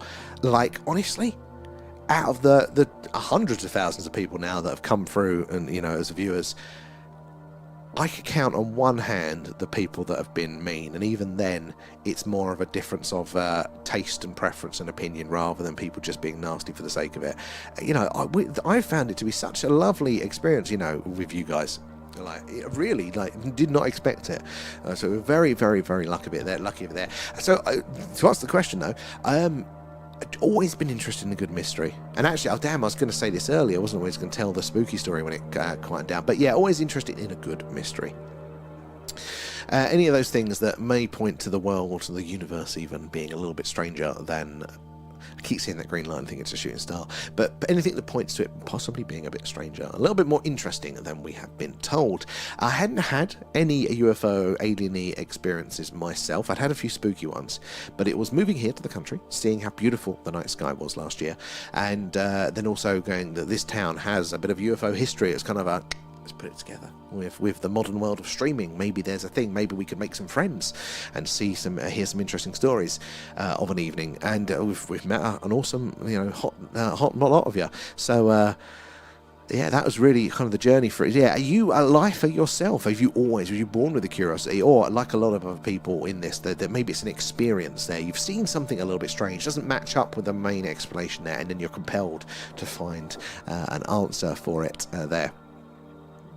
AI invented crypto. I mean, speaking of angles of it, yeah, I'm a big fan of, the CIA is behind everything. The more you look at it, the more it's the CIA behind everything.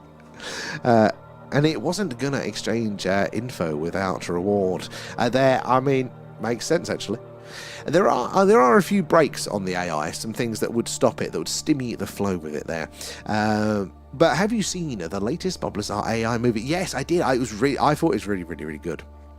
Yeah, it raised questions, but it also answered a lot of them. I am a fan of Bob there, and Nightmare was great there. Yeah, the guy Tragard had a YouTube. Did he? I didn't know. I know Tragard. He was the host guy. People of our generation, you love it we love it fondly. It was such an out of the box thing that nobody's ever sort of copied. So this is it's our homage, but it's not a direct take. I mean, mainly the difference is that rather than wearing the helmet and having people guide you, the joke for us is that we are trying to align ourselves with the green screen that for us is on a large monitor, and there's a lot of physical puzzles, the floor is lava sort of thing, and moving obstacles and traps that we have to avoid, but it's a green screen for us and it's a bit silly. So hopefully join us for that one. I don't think we'll be doing it on the YouTube yet. We do actually, if you do want to for the quest, at some point we will be doing our live its own channels once we're past the working the bugs out phase. So I think it's only going to be live on the TikTok at the minute whilst we're testing. But if you want to go find, I think it's Play the Quest. We've already got the channel set up, just quietly ready there. There should be YouTube, Twitch, and TikTok for those. So if you go give them a follow or a subscribe, you'll be there ready for when it's ready. But we've got an interesting feature that all of the characters, because it's a proper game that we've developed for that. But all of the characters are, not all of them, but they're AI, so you actually interact with the characters. But you can, we're going to tie it in with the Patreon because it costs money to make them, basically. But if you do that, then you can actually make a certain amount of characters and items for the dungeon each month. So you can create, I've got a really great idea, you put it together on our website as a supporter, and then it has a chance of appearing in the game the next week or afterwards there. So you go, there'll be a good character for this, you can put it in there, and hopefully we'll come across it in the depths of the dungeon. And have you watched the latest Tim Burchett interview yet? Do you watch the Skinwalker Ranch? Skinwalker Ranch is on the list. I did try last year, loads of you guys recommended it, and I got about 3 episodes in, and then I just got obsessed with the stream and I haven't got any spare time. I'm very interested by it. I'm always a bit cautious with TV, working in production and knowing what it's like to hit deadlines. There's always a temptation to exaggerate certain things. Not saying they are, but to hit a TV deadline, that many series, like, that's a bit. But Skinwalker Ranch itself and the people actually behind it currently are like very, very interesting there. I do want to watch more of the series. I'm only 3 episodes in, but I just haven't had the time there. It is very class there, Colin. And Zark there is, I know you're replying as well there. Don't trust Greer. I mean, I don't blame you. He actually doesn't help himself, does he? There. Believe Bob Lazar's story, especially as time goes on as well there. And sad news tonight that UFO and paranormal investigator David Wilcock there. X just mentioned this. Is this connected to the other ones that we're seeing going on at the minute? Was it the 11 or 12 scientists and associated? Is it to do with that, maybe? Very, very sad there. And one day we will see the Rendlesham Forest footage there, hopefully in the UK, and filmed by the police of the actual crime. I would love to. I keep saying, so at some point, you will be able to go to Area 51 and there'll be a gift shop, and that is the day that I'm looking forward to buying an overpriced pencil with Area 51 S4 written on it. Getting the chance to look around when it's just all out, and they don't have to keep it a secret then, they can cash in on that part. They are apparently, as part of that Bob Lazar thing, where they obviously recreated S4 in the video game engine to do the filming, they're going to release that apparently as a VR experience. And when they do that, we'll get a VR headset and we'll plug you guys in on the stream and we'll do a bit of a walk around of it as well and see what we all think in real time. I think that'll be quite cool. Space may be the final frontier, but it's made in a Hollywood basement there. I mean, there's an interesting argument to be made around it. I don't think all of it is. I would not put it past them for shenanigans. And you know what? If they did turn around and say, yeah, actually, lads, we did fake the moon landings or something like that, I'd go, yeah, okay, about right, probably. Yeah, I could totally believe that. It's not where I sit at the minute, but I mean, I think I wouldn't put it past them. But I do think space is probably, to some degree, how we interpret it there. Definitely not 100% there, probably not even that close, our human interpretation and understanding of these things. 3 step forwards, yep. And I'll see you soon there, Nathan. We'll catch you hopefully tomorrow night. We'll be on there. And where can I see the Lazar film? I think it's on Amazon. It's renting it was about £7-8 UK and about £15 to buy it there. And the guy on YouTube going up the Nevada mountains and getting the crystal clear footage of the base there. I'd seen that, yeah, and I bet they extended the boundary now. He's been up there catching clear footage. Yeah, oh God, they did it last time, didn't they? I think where Bob used to go, they actually extended it out, not directly after him, but people. No, it was at Lookout Point. There was another place that you could go and look out, and yeah, they encompassed that. Amazon is that's where it is there, and so I can gauge your knowledge. I've watched, yeah, it was a very good one. I did enjoy it there. Is it 10 quid? Is it now?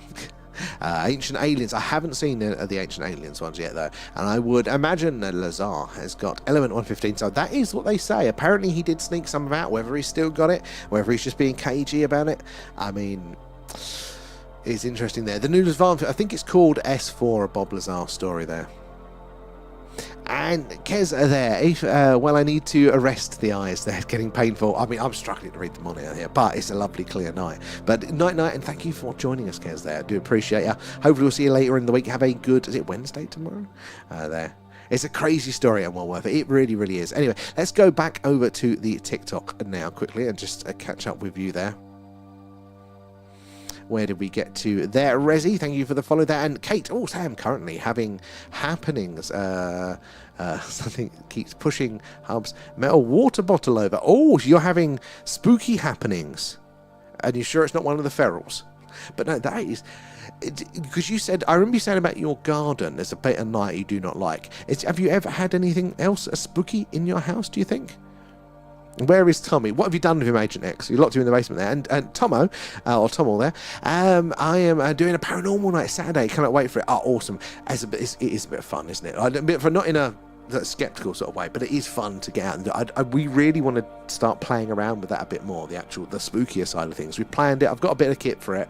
It just hasn't happened yet. I really, really want to explore that side of things a bit more there. Is he drunk a lot? That's an accusation there, Agent X. And Ada as well, thank you for the follow there. Good to have you in. Guys, if you are just joining us, we're doing a live UFO UAP Skywatch tonight. We're coming to you live from Wiltshire in the UK. Also a bit of a shooting stars meteor, how do they call it?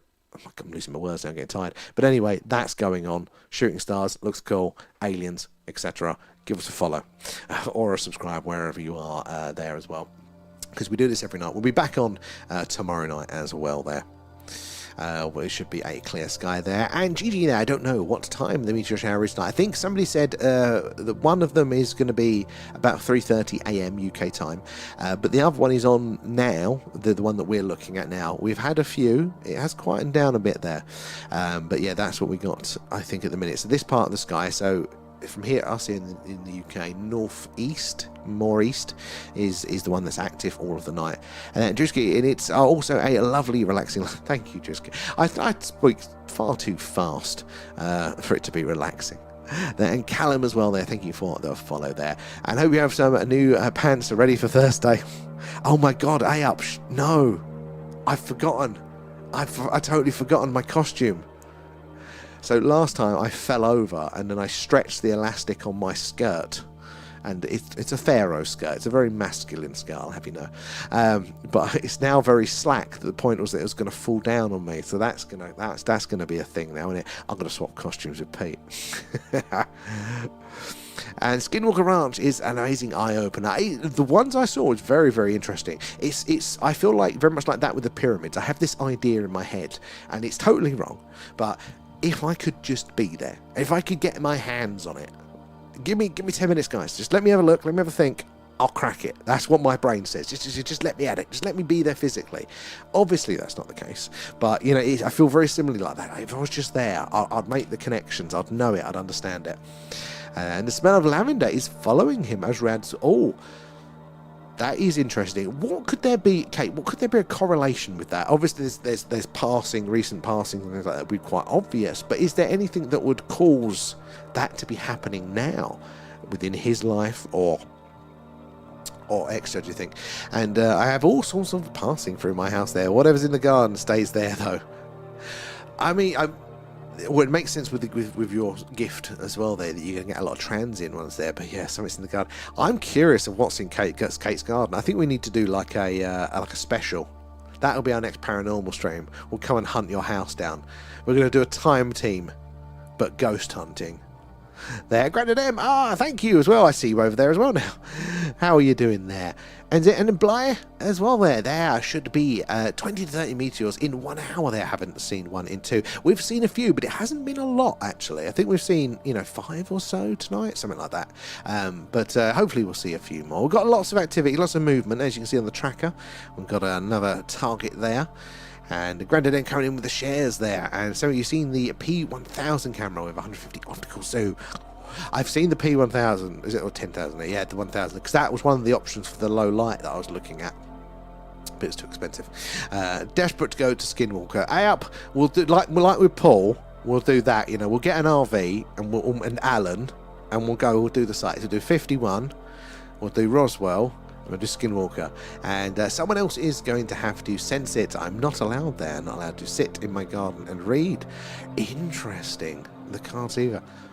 So is that not allowed, like a self-rule there to play it safe?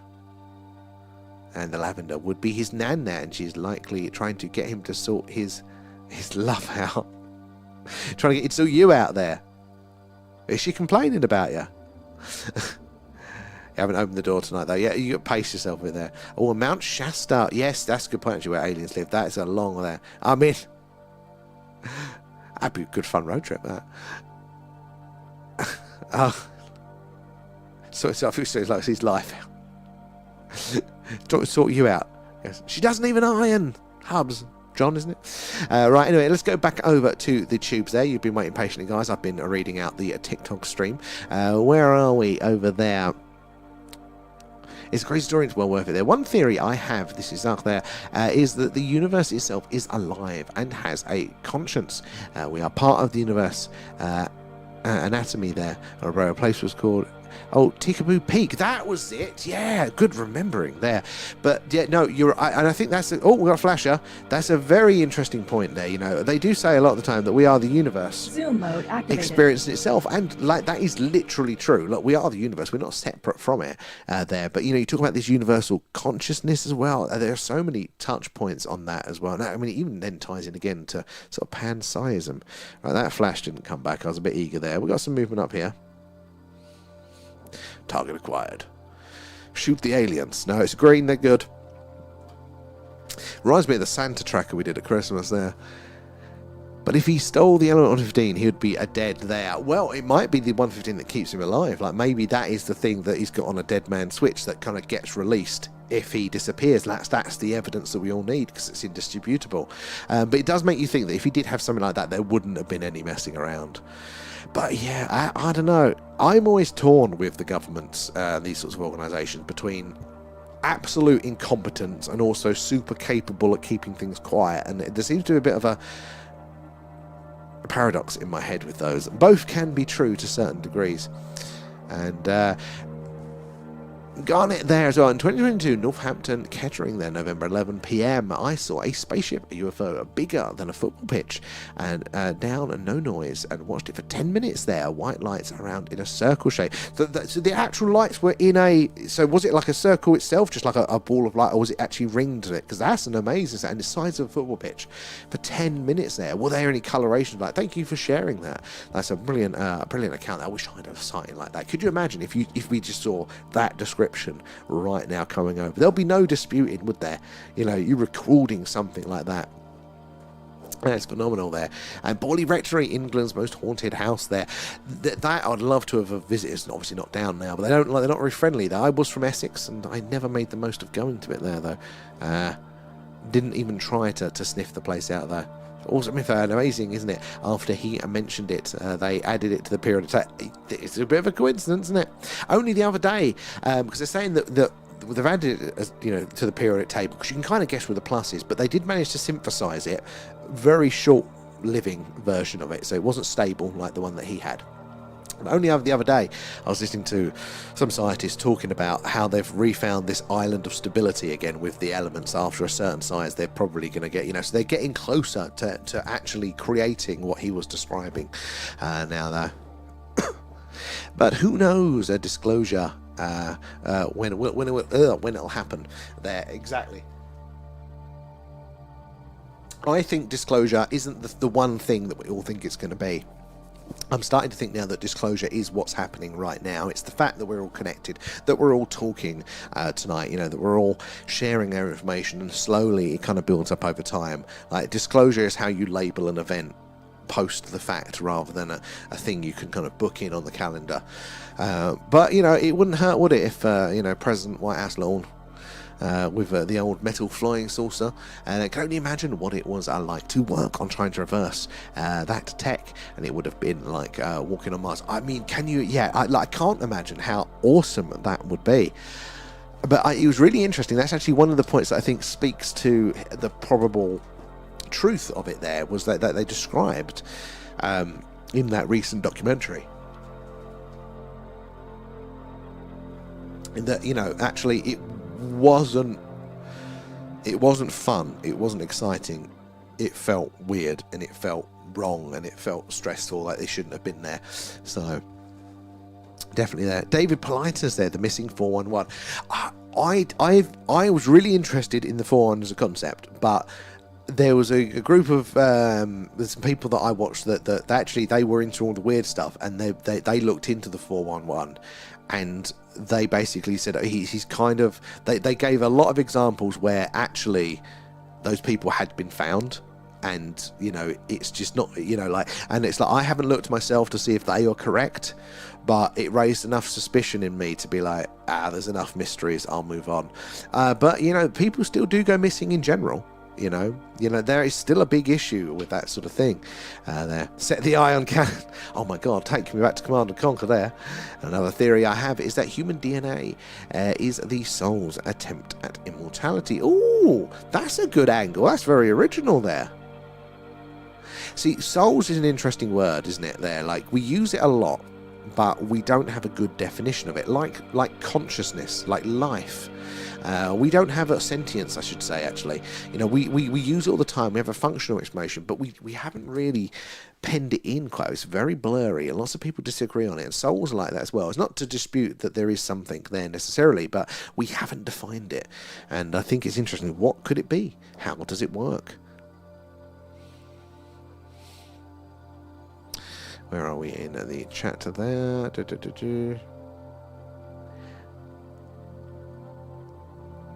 Agreed, the universe is a living thing there, but not sure about having consciousness. Well, that actually, you know, that is another angle on this.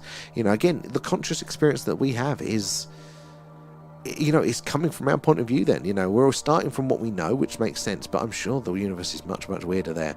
And like the orb, what UFO podcast I looked into. Oh, which one was that, Colin? Is that the Boogosphere one? Because I was waiting for them to send it to a university to do the work in there. And I have original photo negs there from the investigation. Oh, I have 450 of them there. Harry Price and Peter Under. Zark. Oh my god. 450 negatives there from the Borley Rectory investigation. Oh my god, you've got to put them into a book. I need to see them, Zark. I need to see them. That I want to see. That is just so cool. Honestly. 1900s to 45. Oh my god, that is so cool. There, and go on there as well. Have you heard of George King Arthur's Society? No, I haven't actually. I can't pronounce it. Now, what sort of is that UFO stuff, or is it more into the weird? And I haven't scanned them in yet. Oh man. I'm coming round. Put the kettle on. I need to see these there. And there's an orange orb in my room. Oh wow, 8, and I woke up and I saw it there. It disappeared. No noise. Like the birds into a fashion. The front of there. That is interesting. And that noise, that will give you a clue of how it works, what that technology is, what the rules of physics are at play there. And sound is a really interesting one. It leaves a fingerprint. It tells you a lot about stuff, so that if you could kind of give similar to what that sound is, we might be able to deduce some of the mechanism. That is a lot of evidence right there. And I've only scanned about 4 of them, and the first one was a cross on a chain, and also a tunnel underneath the house there, where the nun alone. Really? I'd love to. I mean, they've built new houses on the site now, but I'd love to have a sniff around there. And mates, the craziest shit have happened, and I'm not joking. They're gonna what was it? Let us know that. Oh no, the orange orb, that was you there, wasn't it? Yeah, that is fascinating. That's a lot of interest. That's a lot of data in that. I would love to know that. And we use the word love there all the time, but there is no real definition. Love as well. One is art is one that we'd never agree on a definition of it. I've got some opinions. You'll be surprised. But yeah, no, it's another one that we don't lock in. There, and me and my family saw some paranormal activity, and it's been a crazy experience there. Again, it's this difference. You see something that, you know, says the world is a little bit stranger than how it is there, and then, you know, you're off on a quest to learn more, isn't it there? And I'm still frightened thinking about. Honestly, I don't blame you there. Like some people, especially with the UFO stuff, they talk about it in a euphoric sense. It's life changing. You know, the world is so much more possible than they thought. I think I'd be terrified. And honestly, bro, I have them all in a box there, and bought a scanner for Canada. Oh man, that is honestly, we got to see them, man. We've got to see them. That is some really cool there. Terrence, you see it there? Lots of movement on the screen. Keep a good eye spotting there. And UFO, George King, his mother was a bald one. Very interesting there. The actual, in close to the first kind, being on the craft, being abducted, doing this a year. That is the rarest thing for people to claim that they have had that experience. Yeah, and Helms as well there. We live around the corner from a Borley there, 350-year-old house there. And when we moved in 6 years ago, both dogs refused to cross the threshold of the front door, and had a lot of strange stuff going on with that. That would be enough for me. I was so worried about this house being haunted. Touchwood would have been all right. I've got no ghosts in the house, but like, yeah, that would unsettle me there. And the orange orb looked at me, and I woke up and got up out of bed, though the orb disappeared, and in like a tunnel, like it was a bat or a bird there. And I pinched myself for 20 years. You would, wouldn't you? Because you've seen it, But yeah, you don't know how you've seen it there. And we saw a figure in a caravan in Evesham at 3 a.m. and my bro woke me up to see it. And it was a black mass sitting on a cooker there, peering down at my mother, swinging its legs. It's like a kid does when it's bored. Oh, Agent X is in there. You've made it over to the outside there. That is crazy. I'll tell you my story in a second before we come off, but I'm going to have to come off very soon. I have work tomorrow. But let me catch up quickly over on the tubes, and maybe if I can tidy in there, we can round up with that one there.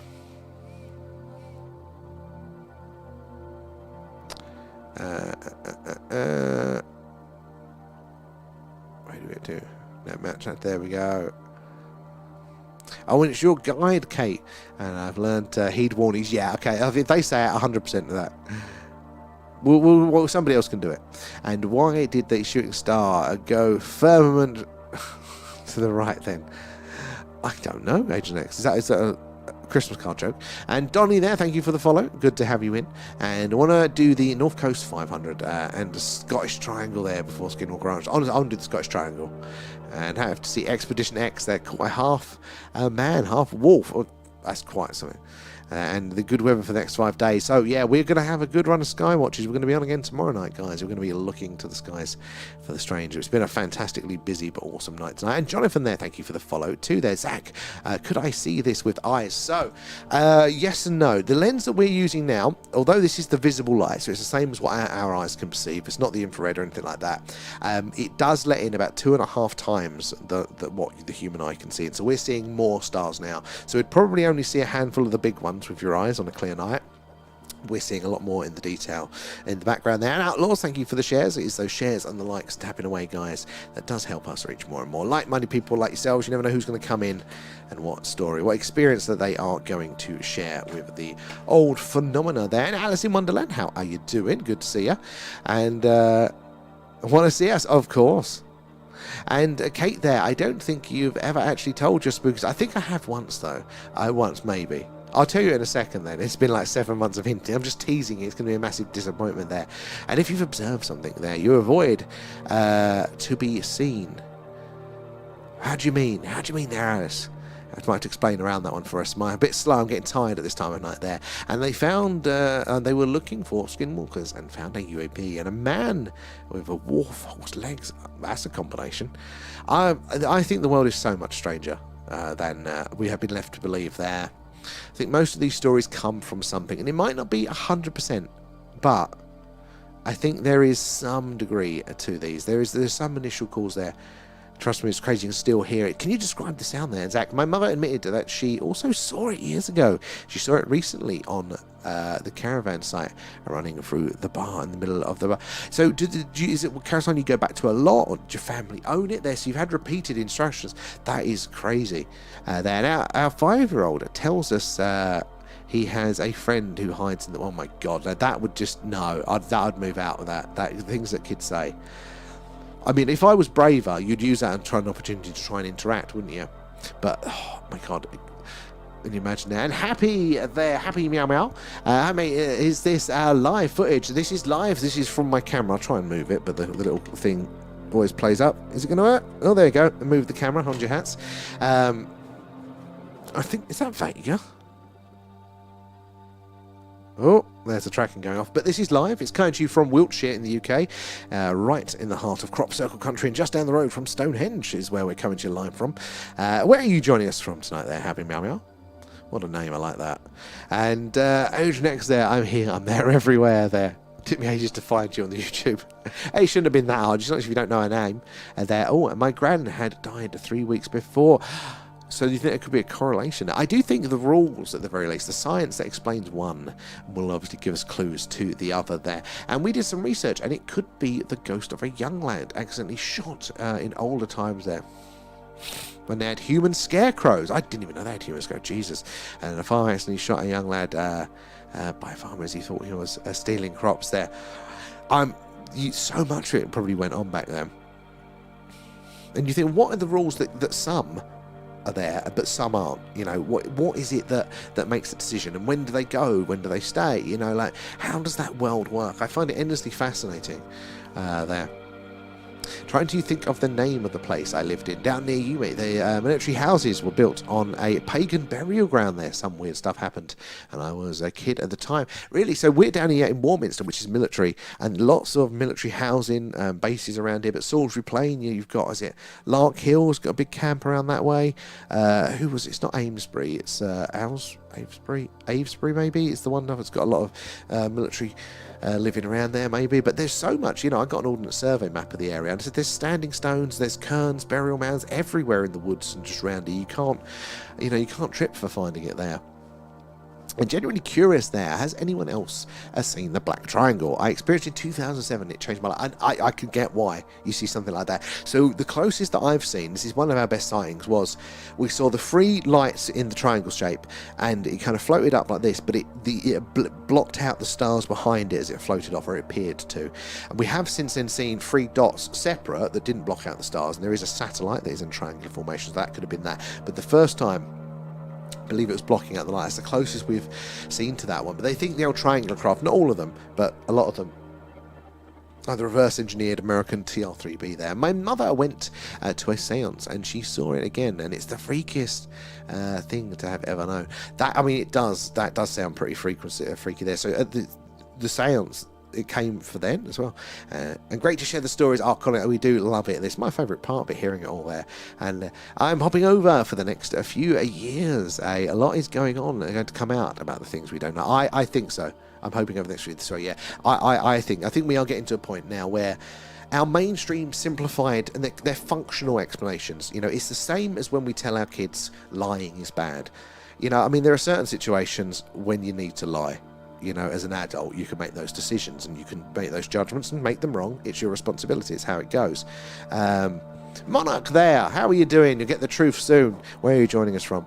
But yeah, it's like you tell your kids that. And if they take that statement throughout their life, that's going to get in the way. That is too simple. It becomes unfunctional. But when you're responsible for them, because they're a child, you're the parent, you take responsibility, you make the decisions for them, that works. That simple statement. And we're like this in society in a lot of ways. In lots of areas, we have these simplified functional explanations that we think is actually how it is. Whether it's the linear development of history, these simplified versions. And then we go, wait a minute, it's not working. Reality isn't matching up to what I've been told. And it is all a little bit stranger, isn't it, there? Some of us have had the orb in front of it, exactly.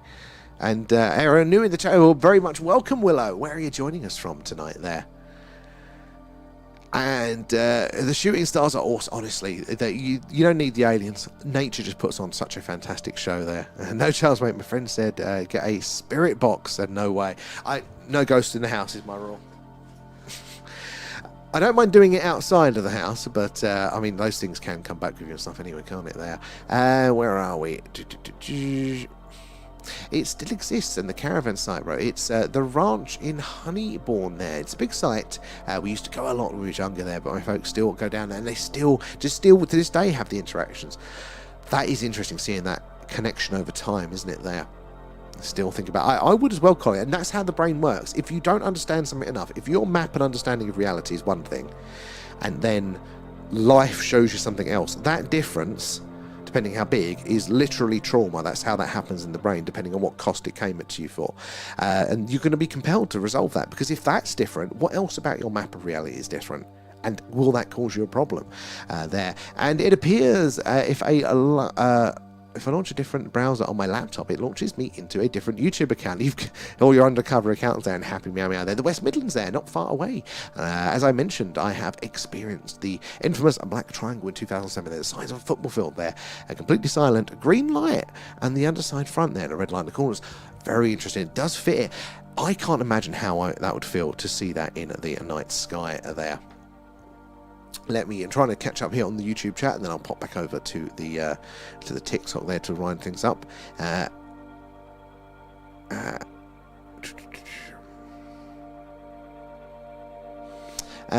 The Watchers and our elders.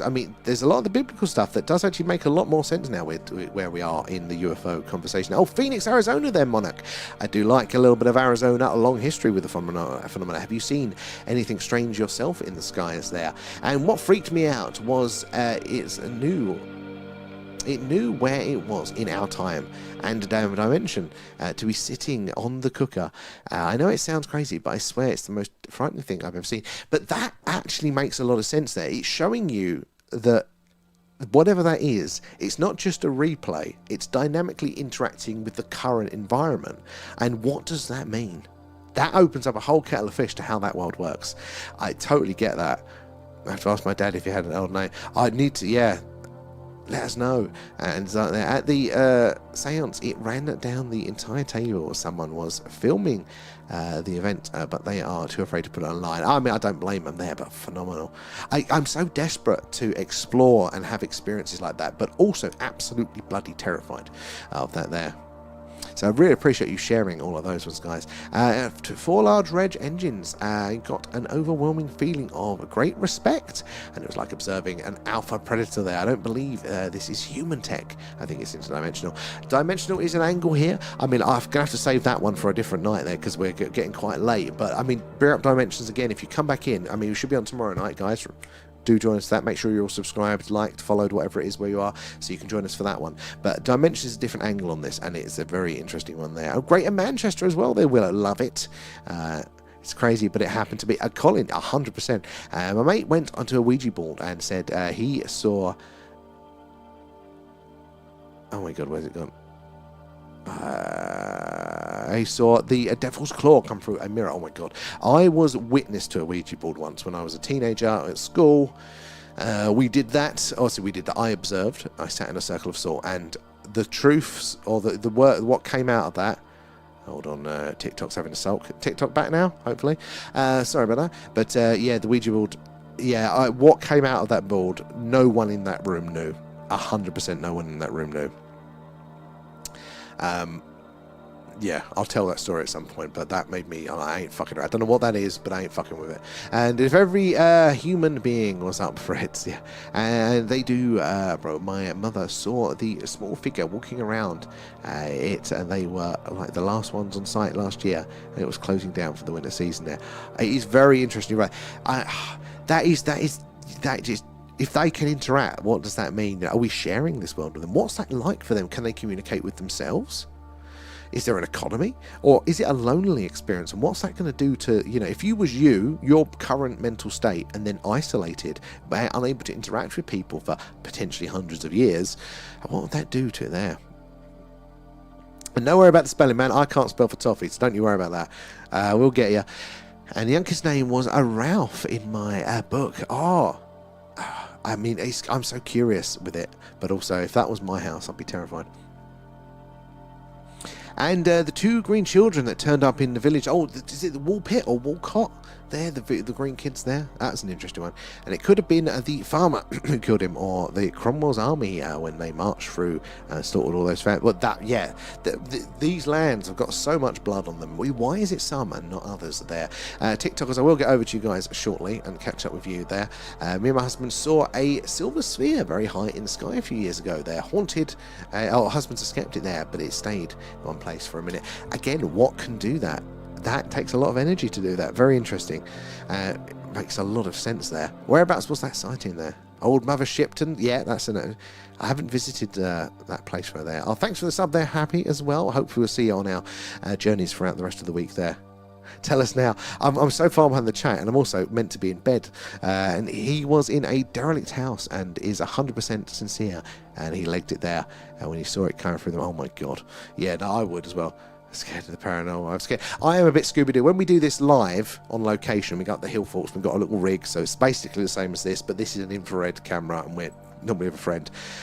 I get a bit Scooby-Doo. I'm all right, and then all of a sudden, something will send me, and you'll see me go, and you know, it's a bit weird. Right, let me catch up over on the TikTok. Where did we get to over here? Where did we get to? Oh.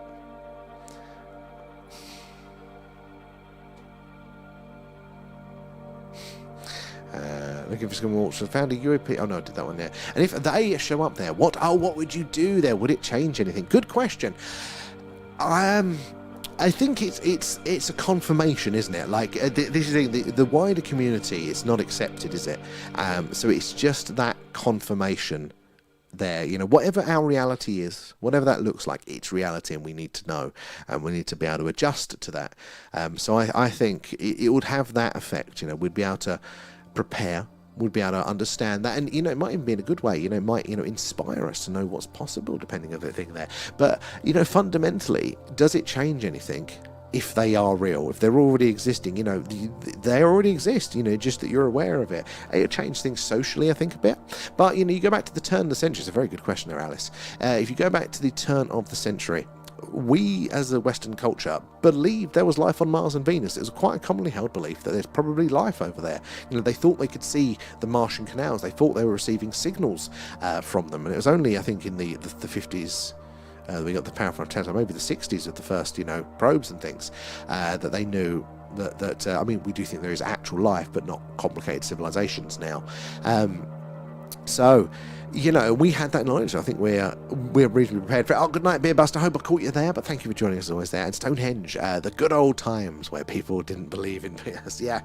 And did you ever get to see a UFO there, and how does it affect your life? So, I haven't had the same experience as a lot of you guys have, and the people that you have had it, I mean, it is a shock. It's how does this fit in to the mainstream understanding of the world? There's a bit of a paradox, there's a contradiction here, and I need to marry that up. And then people come here to places like this and share their to try it and understand it, because you need to then rewrite your map of the world, understanding of how that exists in it, and then how that affects things.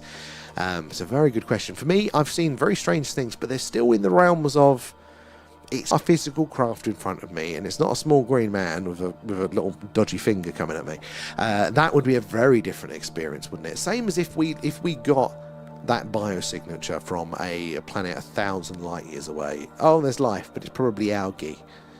That's confirmation of alien life. It's one thing, but it's very different to the, hold on, what's that suspiciously shaped spacecraft thingy hurtling towards us coming? You know, that's different. Or the message there. And do you talk about the black night? So we do actually, because when it's a cloudy night, guys, we do an alien radio signal hunt there. Can't get the camera out, so we get the big dish out, point in the night sky, listing out for signals. And it comes up a lot there. And aliens, the potential of an alien probe in our orbit, there is actually a lot of evidence that could point towards that being the case. Anomalous signals there, and things around the space program as well there. Did you see Jesse Michael's interview on the time traveler's daughter? No? I haven't seen that one, X. I thought I'd watched like all of his stuff. The time travel. Oh no, maybe I did. No. Oh my god, I'm confused. Maybe. That's a helpful answer, isn't it? Sorry. And it would not help you to know the truth. Well, I think you're right in a lot of senses, but the reality is reality, and we have to work with it. And they do say, don't they, that actually one of the reasons maybe why it's kept a secret is it could be a secret too terrible to be told. Maybe we're somebody's lab experiment and they're coming back to end the experiment there. Maybe, we are manipulated. We're on a prison planet with no hope of escape, or whatever it might be. I think the truth is the truth, and the reality is reality, and we're just lying to ourselves if we don't understand it, no matter how terrible it is there. And do you see any? Yeah, we've had some interesting ones tonight. When we get the camera out like this, we do see some very interesting things there. Jeffrey didn't listen, I know. And what would be your question? I don't know. That is the thing. I mean, I'm sure I'd have a million questions, but the main one, that 100% confirmation, that would be answered in of it's just for the presence of it. Same as if we got that signal, that clearly technological signal not coming from Earth, and you get that, right, there's intelligent life, there's technology. That's a win. What does that message say? Next question. Interesting there. No, you weren't there. You will tell us your paranormal story. All right there. Okay, tell you a story and I'll go find out what the monster is. Okay, that's a deal there. And have you tried leaving the camera and AI running throughout the night there to learn more quickly? Actually, Drew, that's not a bad idea. The only thing is, though, that the amount of times that I've got caught out with rain, but also moisture, like, oh my god, I'll go out to the camera right now and it'll be dripping. Like, I'm learning so much about condensation. I've got some heaters on the lens and stuff, but I'm a bit paranoid about leaving the camera out there. But I would like to. That's not a bad shout. Maybe, yeah, I'd have to figure out a way. Maybe I could stay up late. I'd have to be on it, but I could keep an eye on the weather maybe there. AT, thank you for the follow there. And what have you just said there? The talk kept playing up. Oh, I think that was just about the experience with the Ouija board there. And magic music there makes people wonder. Exactly. Steve, there any flashing lately? There was some earlier, some interesting flashing, some interesting colorations today as well. How you doing, Steve, there? And show me a UFO. Yet it gets boring there, and I came here to see UFOs and not nothing. Well, this is the thing, Alice. This is the thing. There's very no time to watch something doesn't change my life. So that is the thing, Alice. You're going to find truth in patience there as well. This is the thing. You learn a lot more in the journey, you know. And you're going to go around going from A to B, A to B, A to B, getting a lot of short, sugary hits, kind of like your McDonald's fast food there. But, you know, it's the stuff that's earned through substance. Because you can see things on the screen now, and we have seen things, but it's in the fact that we come back and we do it all of the time that we learn a bit more about it. We learn to identify what that behaviour is. Then somebody comes in, and there's a signal going. Let's wait for it to come back. Somebody comes in and they will tell us a little bit about that. That's their expertise. They work with satellites. They refine what we're doing here. So it's a bit of a process. You've kind of got to earn the knowledge. Look, I'm as bad as it is for quick fixes and wanting to see that. I want to see the aliens. I totally get it. But you're not going to get anything special if it's quick and easily available. You know, you got to put in the work sometimes. You know, you've got to go hunting for treasure. And Drewski's there. I hope you all have a good night there. Oh, Drewski, thank you very much for joining us. We'll catch you later there on the outside. And Jesse interviewing time travel daughters forwards. I must have seen it. It's something that rings a bell, but I can't remember much. I must have seen it though. Did you just see the shooting star? I did not see it. I didn't see that. Damn it. Where are we? Let's have a look in the where are we? Okay, Kate, I'm going to catch up. Right, wherever the chat is now, that's where I'm going to have to end it because I have to go to bed. But I'm going to tell the story of my spooky one. You're going to be kind of underwhelmed. I've got a prop. Because I promised. And I have told this one before. You'll remember it when I tell you it, Kate. Then I'll quickly read through the rest of the YouTube chats there before we get off. So don't bother putting any long messages in there, right? But my spooky experience, I was very, very young. I think about 5. And I was in my bedroom. In my house. It was a new build house built in the early 80s. My parents were the owners of that house from scratch until about 10 years ago. It was on farmland, nothing but fields around, not even a barn or a stream or a creek around. Very boring, very flat. I did look into it there. But yeah, new build house. We'd been there from scratch, you know, and I was reasonably privileged. I didn't really have any particular grandparents or anybody pass until I was a bit later on there. So there are no real obvious cases here, but as I was about 5 and I was in my room, I remember being a dark evening, you know, and I was, you know, before bed, parents were downstairs watching TV, had the light on, and my room, as you could imagine, judging by this room, there was a fine layout of toys across the floor. I never had a tidy room. And for some reason, obviously this is a clue to the modern day autistic diagnosis here, but see, this is one of those little date stamps you'd get like in a library. You change the wheels, you stamp it in ink, and you stamp the date. For some reason, I had one of them as a kid. Very similar to this, but it had a red top in the end. Only difference. Anyway, that was one of the many items of detritus across my bedroom floor. And I'm playing, light on, but it's night. It couldn't have been too late. But anyway, downstairs, could hear the TV, my parents going, and I'm sitting there, playing whatever silly thing I was doing, and this item on the floor I just noticed raises up like this at this sort of speed. Hold on, let's get this right. It was this sort of speed, like that, just raises up. Must have been a foot or 2 off of the floor, right, raised up, and then, you know, so it got up and then went perfect right angle, you know, like across to the other side of the room, stopped, lowered itself down, landed on the floor, and I remember going, what was that? And in my head, I was like, I've got to tell my parents. So I picked up, I remember this, an umbrella. I don't know what that was in my bedroom. And it was a clear plastic one. I have no other memories of said umbrella. And I put the tip of it on the floor where it landed. And I picked that up and I went downstairs to tell my parents. And they got yeah. Now, it's not, I didn't see the devil in the mirror. I didn't see a hooded monk in my bedroom or anything like that. But what else can you remember, can do that? I've got no siblings, or I had no siblings back then, you know, there was nobody playing games like that. The only thing was just outright making it up. But I remember telling that story. I remember that so clearly, and I remember telling that story thousands of times over the years. with no variation. There's not much to vary with it, you know. So I go, did I just make it up as a child? But I remember it so clearly, and I remember telling it. I remember saying I didn't make it up, and I didn't really make stories up like much anyway then, you know. But it's very mundane, but it's very clearly breaks physics. It's very strange there. You've not heard. You just weren't paying attention, Kate. But it's such a strange one. It's such a strange one. See, spooky stories there. Right, where are we? Over on the tubes there. Can still feel it now, I bet there. And I've seen the silver sphere inside my house for a few seconds once, and it was straight in one place, and it was after we'd seen that one in the sky and around us. Maybe it's like just seeing it once, being in your memory, in noticing it a second time.